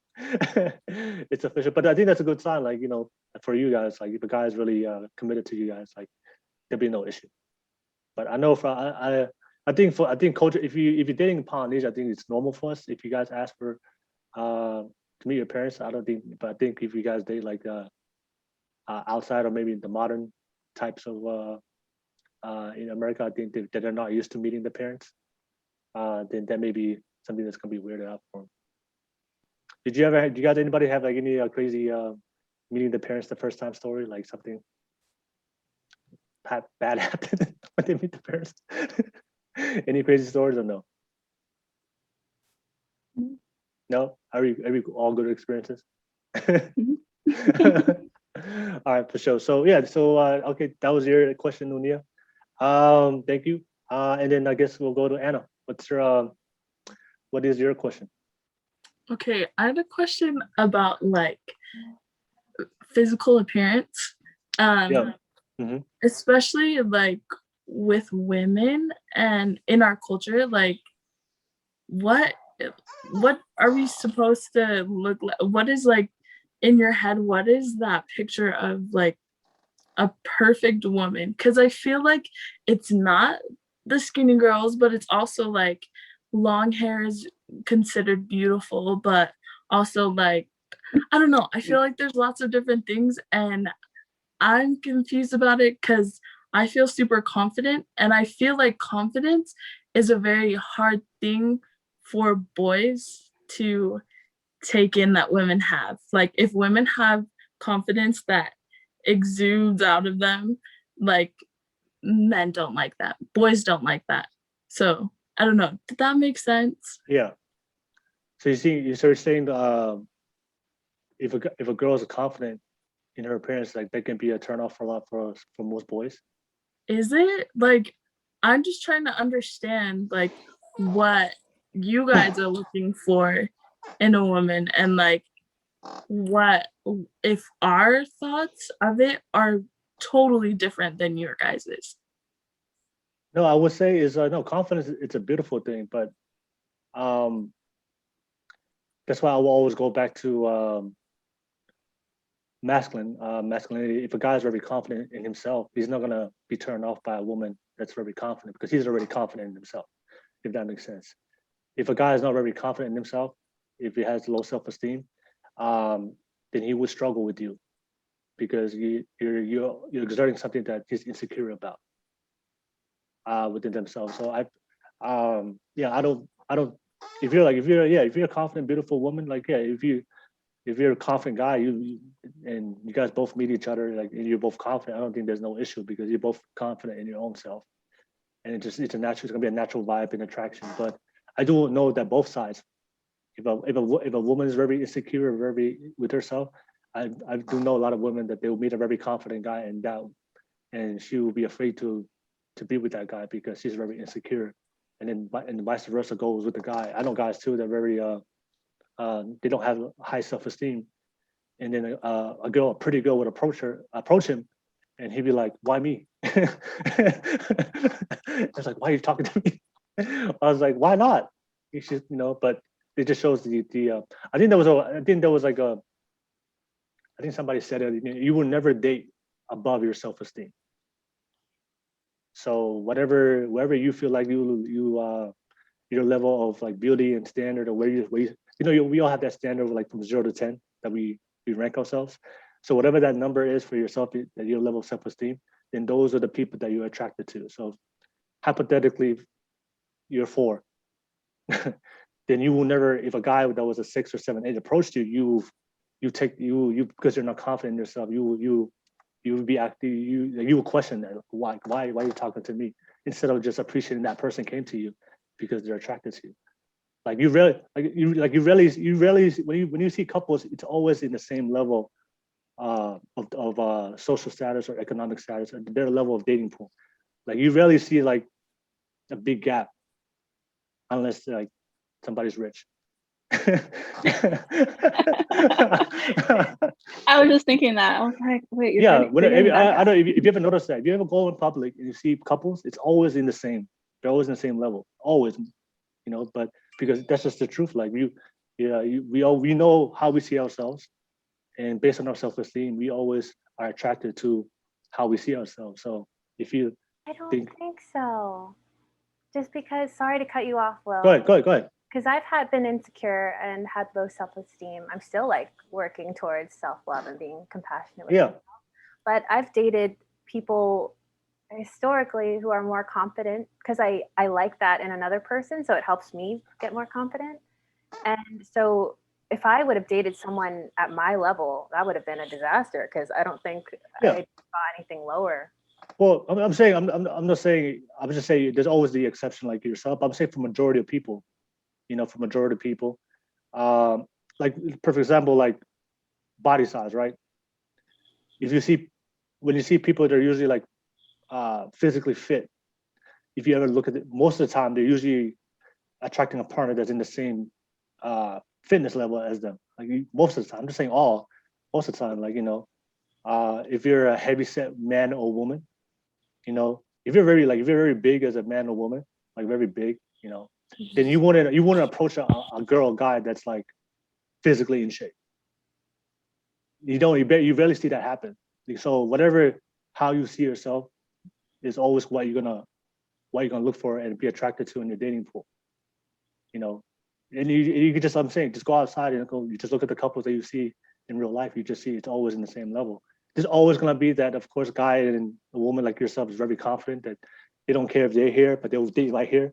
they have that game. They got the confidence to do that. Yeah, there's people like that. But I'm just saying, for the majority of people, that we're never gonna over exceed our self-esteem. So to answer Anna's question, if you're very confident and beautiful of how you see yourself, and you meet a guy that sees that as a turnoff, then it just shows his level of self-esteem within himself.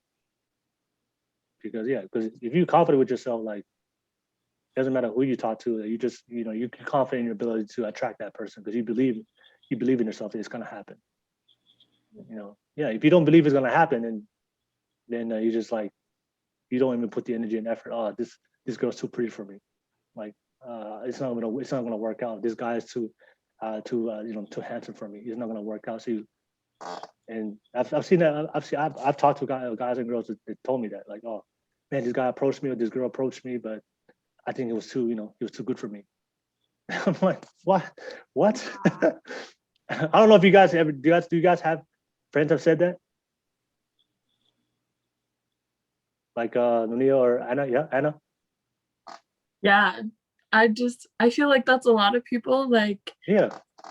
Even if I just like compliment them on something or like say, hey, let's go out, like let's go on a date, they'll be like, why? Like, yeah, you want to take me? Like, what do you see in me that's good enough? Exactly. Yeah. Exactly. Yeah. It's like that scarcity mindset. It's like when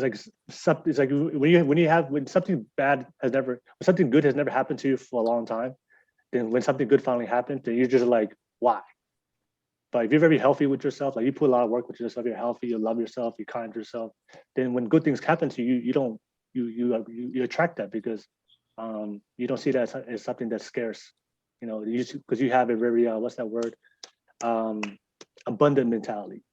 So I can tell by your personality, you're very giving, you're very loving, you have that abundance within you. So when people show you that abundance, you don't see that as something that's scarce, but people have a very scarce mentality. That the first sign of love and kindness, they're like, what? Nobody's ever told me that. What? You asked me to go on a date? What? So it's just the reality of a lot of people. That's why I always tell people it's really, really important for people to spend time and work on themselves and building themselves up. So when a good thing happens to you, like, you take it, because sometimes the good thing only comes once or twice in a lifetime, and you miss out on that. So for all the guys that miss out on Anna, too bad for you guys. If you're watching right now, you messed up. Hold up. For all the guys that skipped on Anna, this is for you.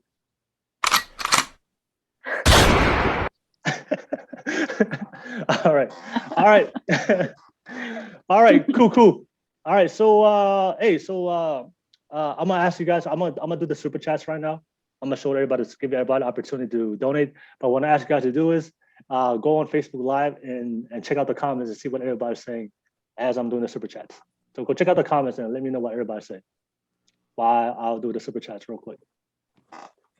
Tell me what everybody's saying on the live. The live comments can get kind of crazy. All right. Go check out the comments and let me know what everybody's saying. While I'll do this. Tell me what everybody's saying on the live. The live comments can get kind of crazy. All right. Go check out the comments and let me know what everybody's saying. While I'll do this.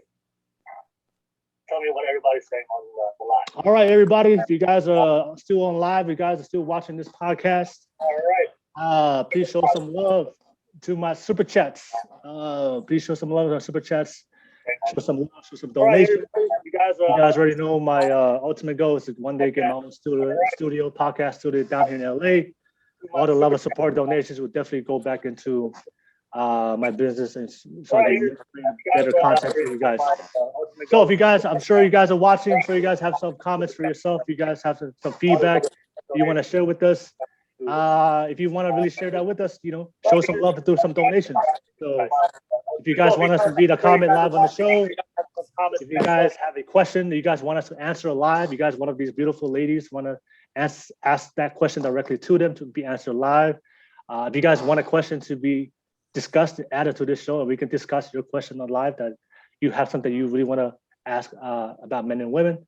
Or if you guys, want to call and share your thoughts live, if you guys want to talk one-on-one to these beautiful ladies, or you guys can come for me and want to debate me, you guys are more welcome to do that. So yeah, guys, show some love and support, super chats, super donations. Take a screenshot of the memo, and once you send the funds, just screenshot it and send that screenshot to my messenger. I'll be able to see the confirmed funds, and then of course you can text me your question, or if you want to call me, then we can make it all through messenger. So yeah, are you guys all on the live on Facebook Live? You guys see the comments? Mm-hmm. What are people saying?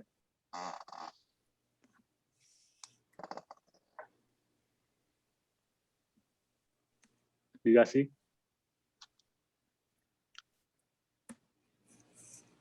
Yeah, the first one, it says men and women can be both. No one person has just those traits. People are complex and can't be put in boxes. I think that was one. Is the same as me? We said that. We did. I did say that. We said we have both. I said we do have both. Both men and women have masculine and feminine traits, but I believe that when it comes to relationship, the man has to be in alignment with his natural masculine energy as a man, and the same thing with the woman. Anything you guys see too? Any comments you guys see, Anna and Nunia? What comments you guys seeing?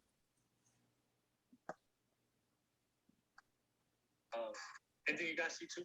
Any comments you guys see, Anna and Nunia? The most recent, it says to share the bigger picture.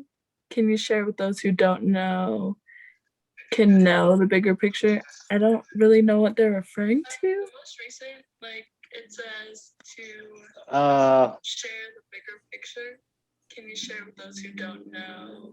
I think they're talking about the super chats. Bigger picture. I don't really know what they're referring to. Oh. I think they do. Share the bigger picture. Can you share with those who don't know? I'm trying to see. Do you guys see more of the comments? I think they do. I see there's 32 comments. I can't see most of them. Oh, I'm trying to see. Oh, someone said, sure thing, bro. From what I'm hearing is a lot about confidence, masculinity, stability, which are great things to have for sure. But we need to talk more about how's your heart. What are your intentions of having those masculine, feminine traits? How does that add value to someone else? Those are just little examples of what I mean of the bigger picture. They said, what about heart? Yeah. How is your heart? Yeah, I mean, for me, it's just when it comes to kindness and heart, that should be common sense. Those are things that, I'm assuming everybody understands the normal decency, how to treat a human being. That's something that we shouldn't have to teach people how to be kind. If I have to teach you how to be kind, then something's wrong with you. All right, but if I have to teach you how to be kind, how to be courteous, how to be how to be respectful to how you treat somebody, that's something that should be understandable for both men and women. Kindness, loving, be respectful. Those are normal, decent behaviors that we should all have. But when it comes to stability, when it comes to real life, right? I guess I'll just stop sharing. Hey, if you guys want to super chat, just screenshot and send me the question if you guys want to. I'm gonna just go back. All right, cool.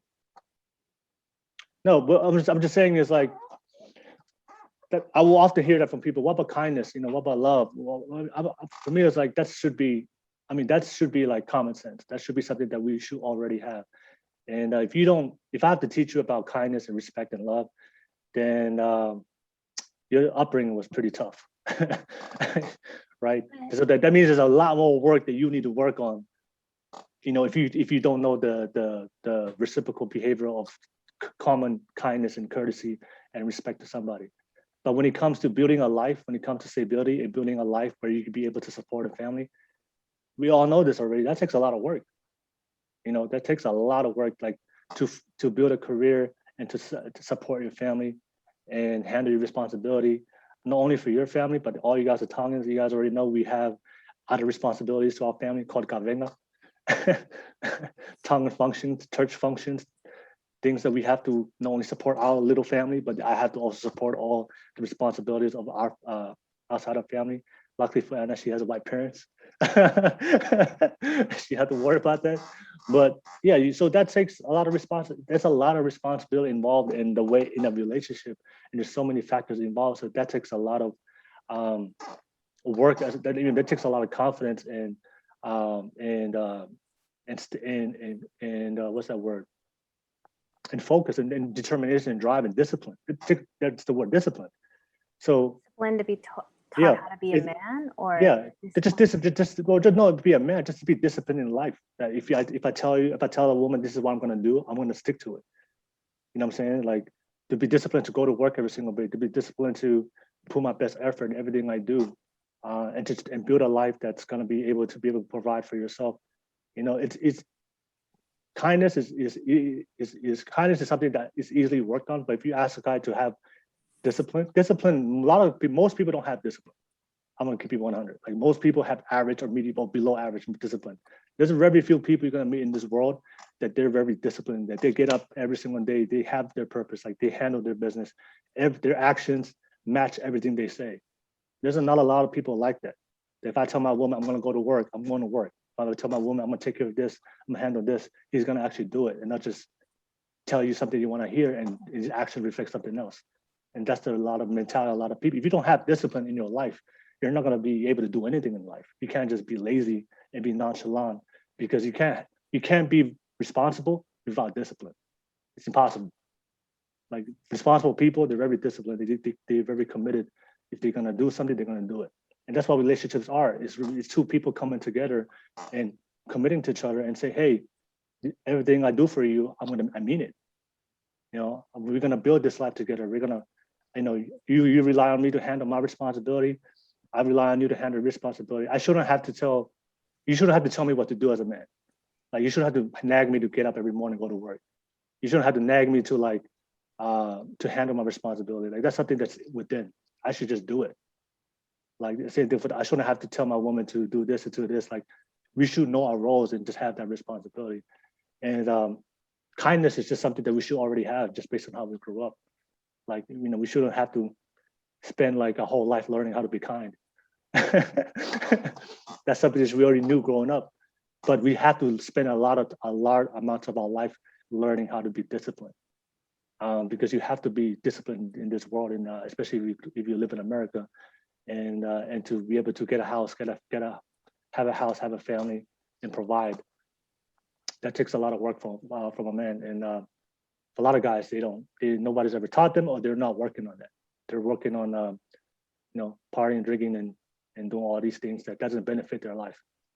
So, and for a woman, would you agree that ambition that goes both ways? Like that discipline needs to happen both ways? Yeah, exactly. So discipline also goes for women as well, to be a great wife, be a great partner, also be a great mom, also whatever you want to do for yourself. If you have goals and dreams, discipline also goes to it. But in a relationship, like you have to rely on the other person to do what they're gonna say. Like, I know a lot of relationships where the other person totally nags the other person. I don't know if you guys know people like that. Relationships where the partner, whatever it is, the guy or the girl, just nagging the other person, hey, do this, do this, do this, do this. And the other guy, and you can just tell it's not unhealthy and toxic relationship. Like if you have to tell somebody to do something for the betterment of the relationship to work, for the betterment of the kids, of the family, then clearly there's something with that person that there's a deeper issue. But everything to be, like I said, like to be a mom and to be a dad. I know a lot of people, because we live in a day and age now that being a dad and a mom is just like, it's so common now. People have kids like 18, 19. I'm a dad, I'm a mom. But people just having kids.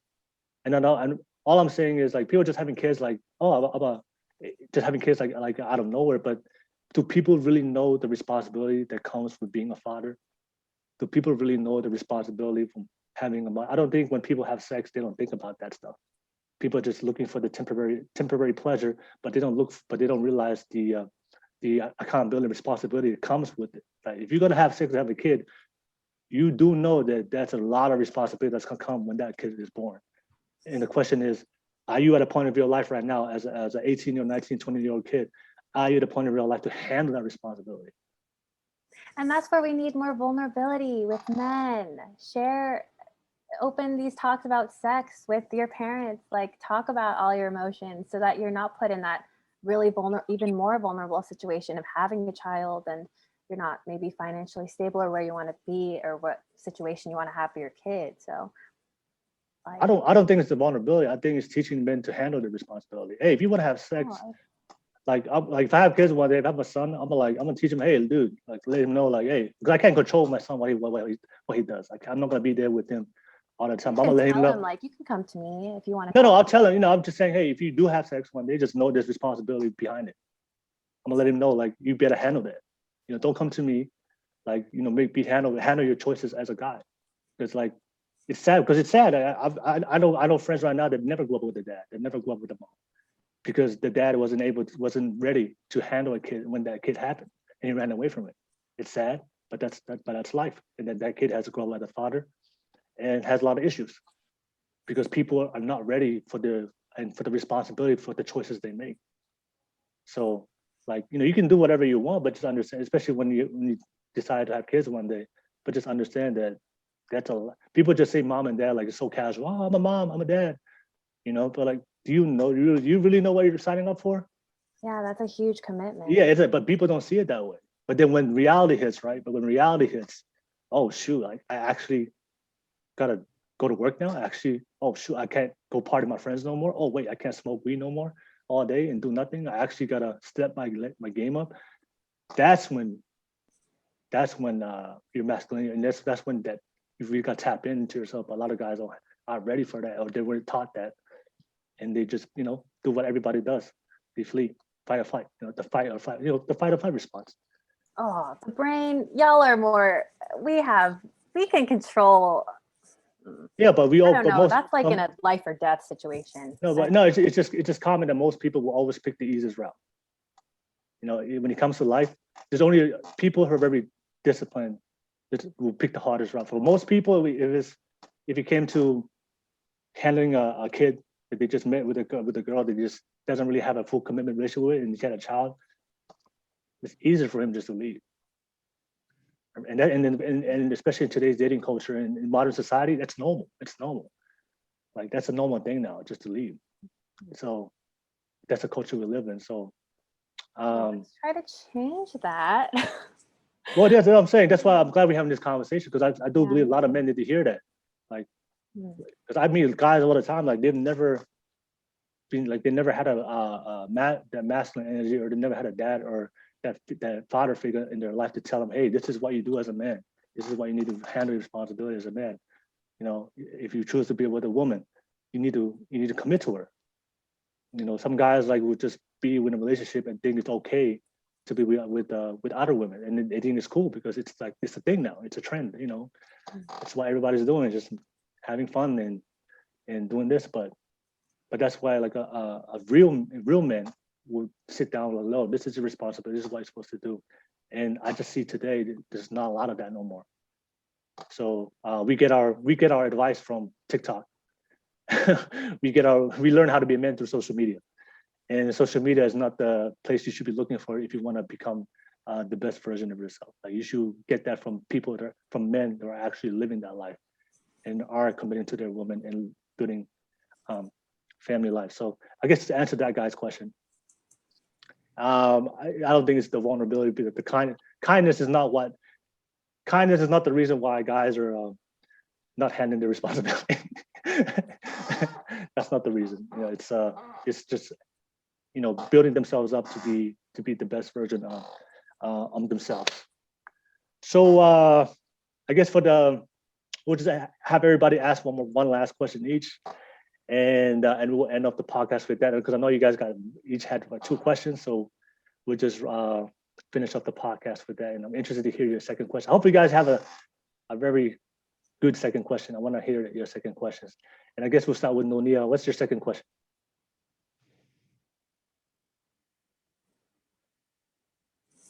My second question would be, what are your thoughts on arranged marriage? And after this question, I do have to leave. Yeah.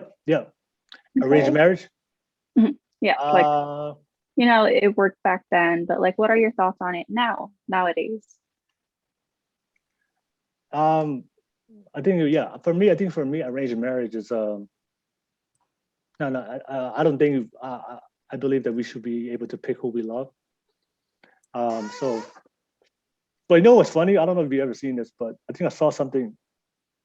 I forgot what I read in an article, but there was like people who were in arranged marriages had a higher chance of staying together than the people who chose their partner.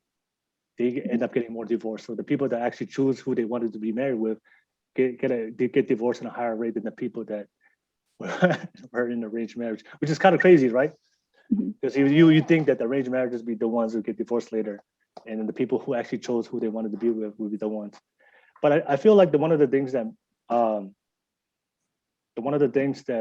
the difference between arranged marriage and one of the things that works out for them, I feel like it lacks in today's in America, because when you it's a sense of community of like you're marrying something higher than yourself. You're doing something higher than yourself, because when people get into arranged marriage, it's because like your parents, your culture told you to do it, right?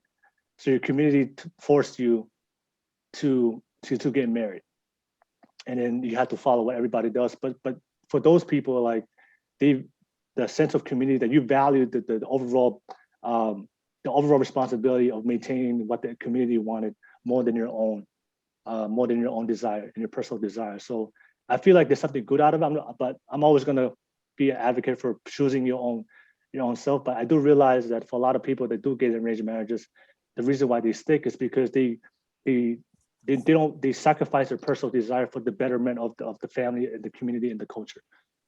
And I feel like that's what's missing today in modern day culture. People get in relationships, but they're still focused on their own individual desires. So, and that's something I just see that when you get in a relationship, I think you should put your personal desires to the side and then focus on the community, focus on the family, and focus what can we do to make this work. It's not about what I want. It's not about what she wants. It's about what can we do to make sure, we build a happy family, but to make sure we keep this. So that way, when we have kids and this doesn't break apart. But I feel like today in America, and you guys can jump in if you guys, what's your thoughts on it? I just feel like we're so focused on individualism. What's me, that the first sign of struggle, adversity in a relationship, we are so focused on what we want that we're not even willing to push through that struggle, push through those hard times in a relationship to make it work, because you value the relationship more than your personal desire. And I feel like that's one of the reasons why so many people today, like, you get into a relationship, something bad happens, I can't deal with it no more. I don't want to deal with this adversity. I'll just move on to the next option, go to Instagram, open up the next DM, who's the next person on my list. And that's today's dating culture. But if you go into a relationship and you put your needs to the side, you know what? I'm gonna put myself to the side. I'm gonna put us first, and I'm gonna do everything I can to make this work. And just finding that healthy balance. Go ahead. Yeah, I agree that it's easier. We can have people at our disposal. Like, we just have more people that we can reach out to now more than ever. But also sometimes people don't have the emotional toolkit, like the things to get you through that struggle in the relationship. Sometimes you'd hope that they'd have some level of self-awareness, that they're coming in with these mental issues, these issues. And so you'd have to be really self-aware and maybe get therapy and do a lot of work on yourself. And but you also can sometimes don't know what that even looks like, what a healthy relationship looks like. So and then it's just easier to find another new person and then create that pattern of behavior, those patterns. So I think yeah, hopefully you'd have some self-awareness and like the emotional tools to get you through that struggle. But sometimes you really don't know. Yeah. I mean, what do you think about Anna? I agree. I think like sometimes you really don't know what you're getting into, and I feel like a lot of times when we feel like, oh yeah, it's a relationship, like I'm gonna give it everything, you're blinded by a lot. Like you think like, oh, this is perfect, like I'm just gonna give everything out right now, and then like once there's like that small little flaw, you for me, I look back and I'm like, oh my goodness, what did I do wrong? Like what do I need to do to like be better? Yeah. What can I do to change so that like everything works out in the end, or like everything is gonna be okay? And then like it ends up that I didn't see the whole picture, and like really it's something that I overlooked in my significant other, that maybe it was on his end and I didn't do anything wrong, but it was that I wanted to take all of that because I wanted it to work out so bad that I just saw him as a perfect person. Yeah, I mean, I guess the perfect example I would say is, if you guys ever played sports before, team sports. Mm-hmm. What you guys play? Volleyball. Volleyball. Did you play Track anything? and Anna? field. Track and field. Yeah. Nunia, did you play anything? Basketball and softball. Yeah. So for me, it's always like a team sport, right? When you're in a team sport, it's not about you, right?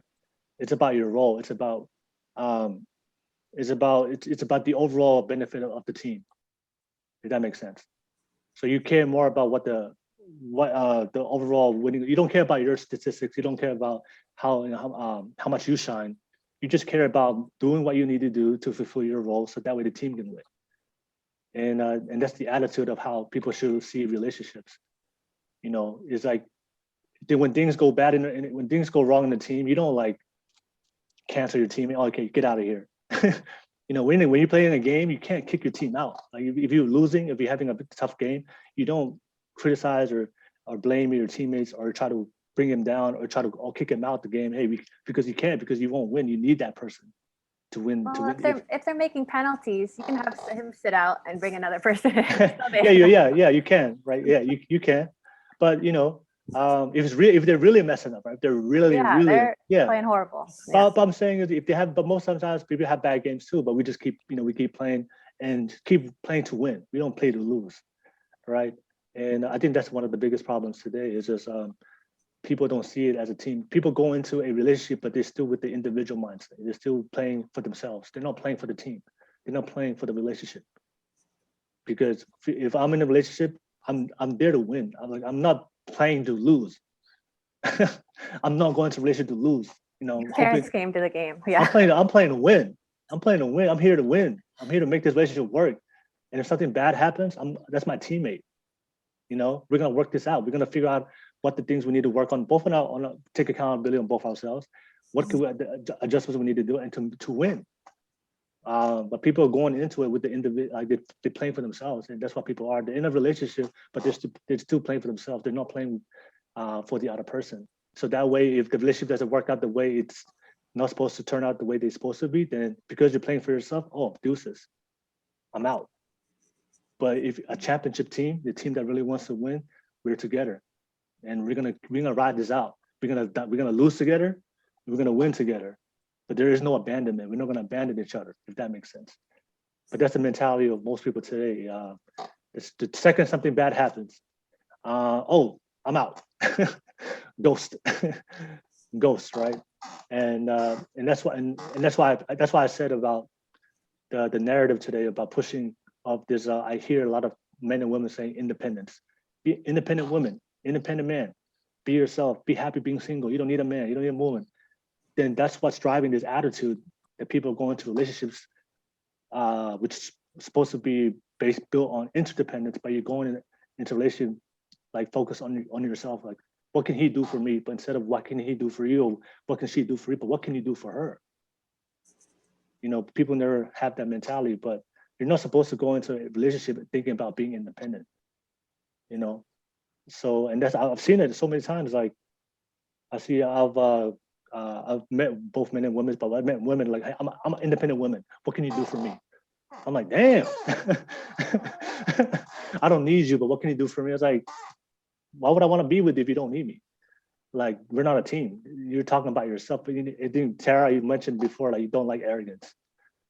It's people that just focus on about themselves. So, and that's what that's why I said early in my podcast, independent women who say, I don't need a man, they have that energy.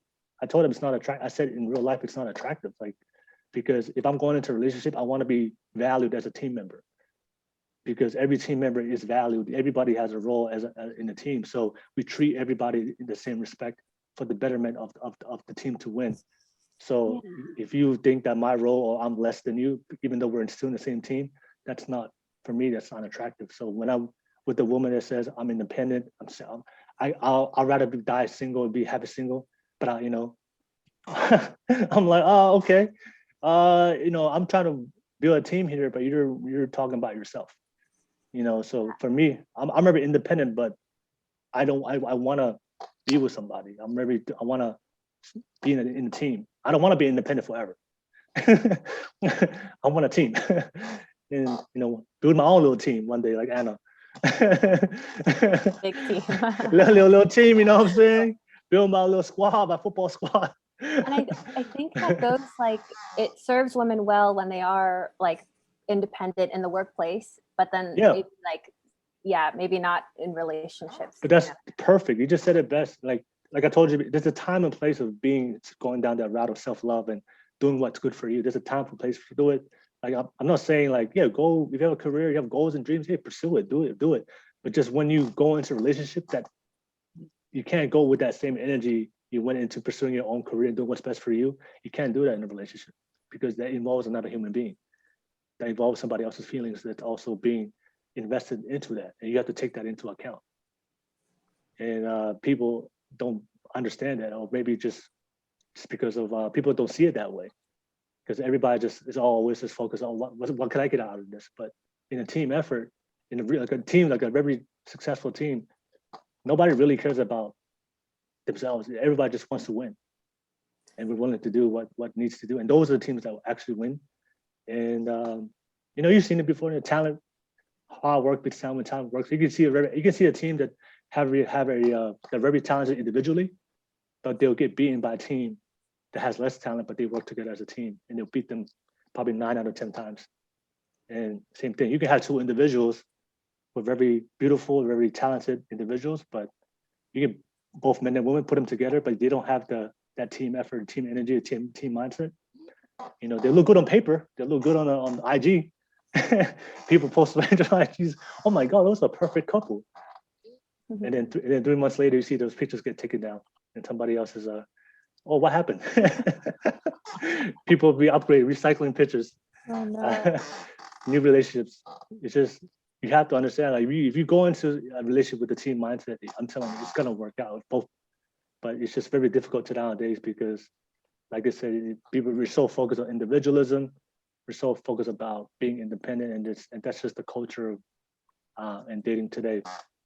So, a lot of people need to hear that. A lot of people definitely to hear that message from everybody. But yes, I guess we've come to the end of the podcast. You guys got some good questions. You guys have some good questions. We had some good dialogue today. It was very interesting to hear. So I just want to ask you guys real quick. What are your thoughts? What are your thoughts about the podcast? What did you guys learn? What did you guys, and just your perspective of how everything went? I'm just interested to hear that from you guys. Let's start with Anna. All right. I don't know. I really enjoyed being on here and listening to everyone. It's really nice that you guys are all older. Because like being 20, I feel like I'm still a baby. And like knowing that it's very similar between like dating fields, like I've learned a lot, and like I have time. I got time. There's no rush. But also I really like enjoyed hearing your perspective, Will. It was very like good to hear someone else's perspective that's outside of the picture. Yeah. Like, especially being a girl, like girls talk with girls all the time about all of the drama and everything.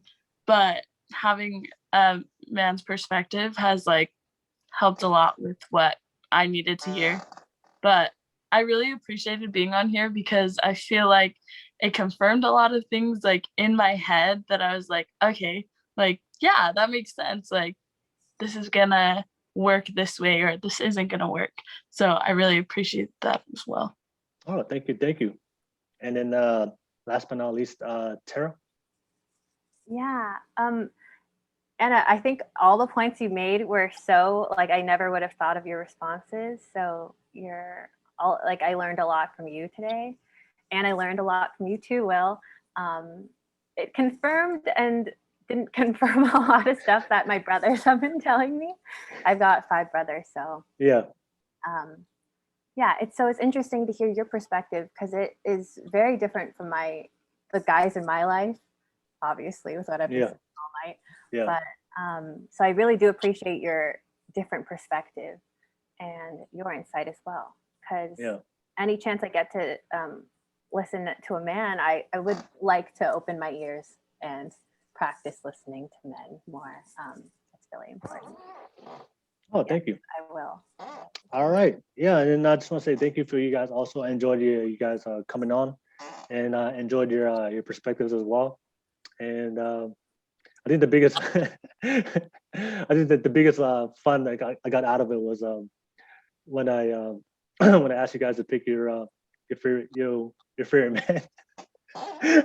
That was pretty funny. That was pretty funny. That was pretty funny. But yeah, like I said, guys, if you're watching this, thank you so much for joining in.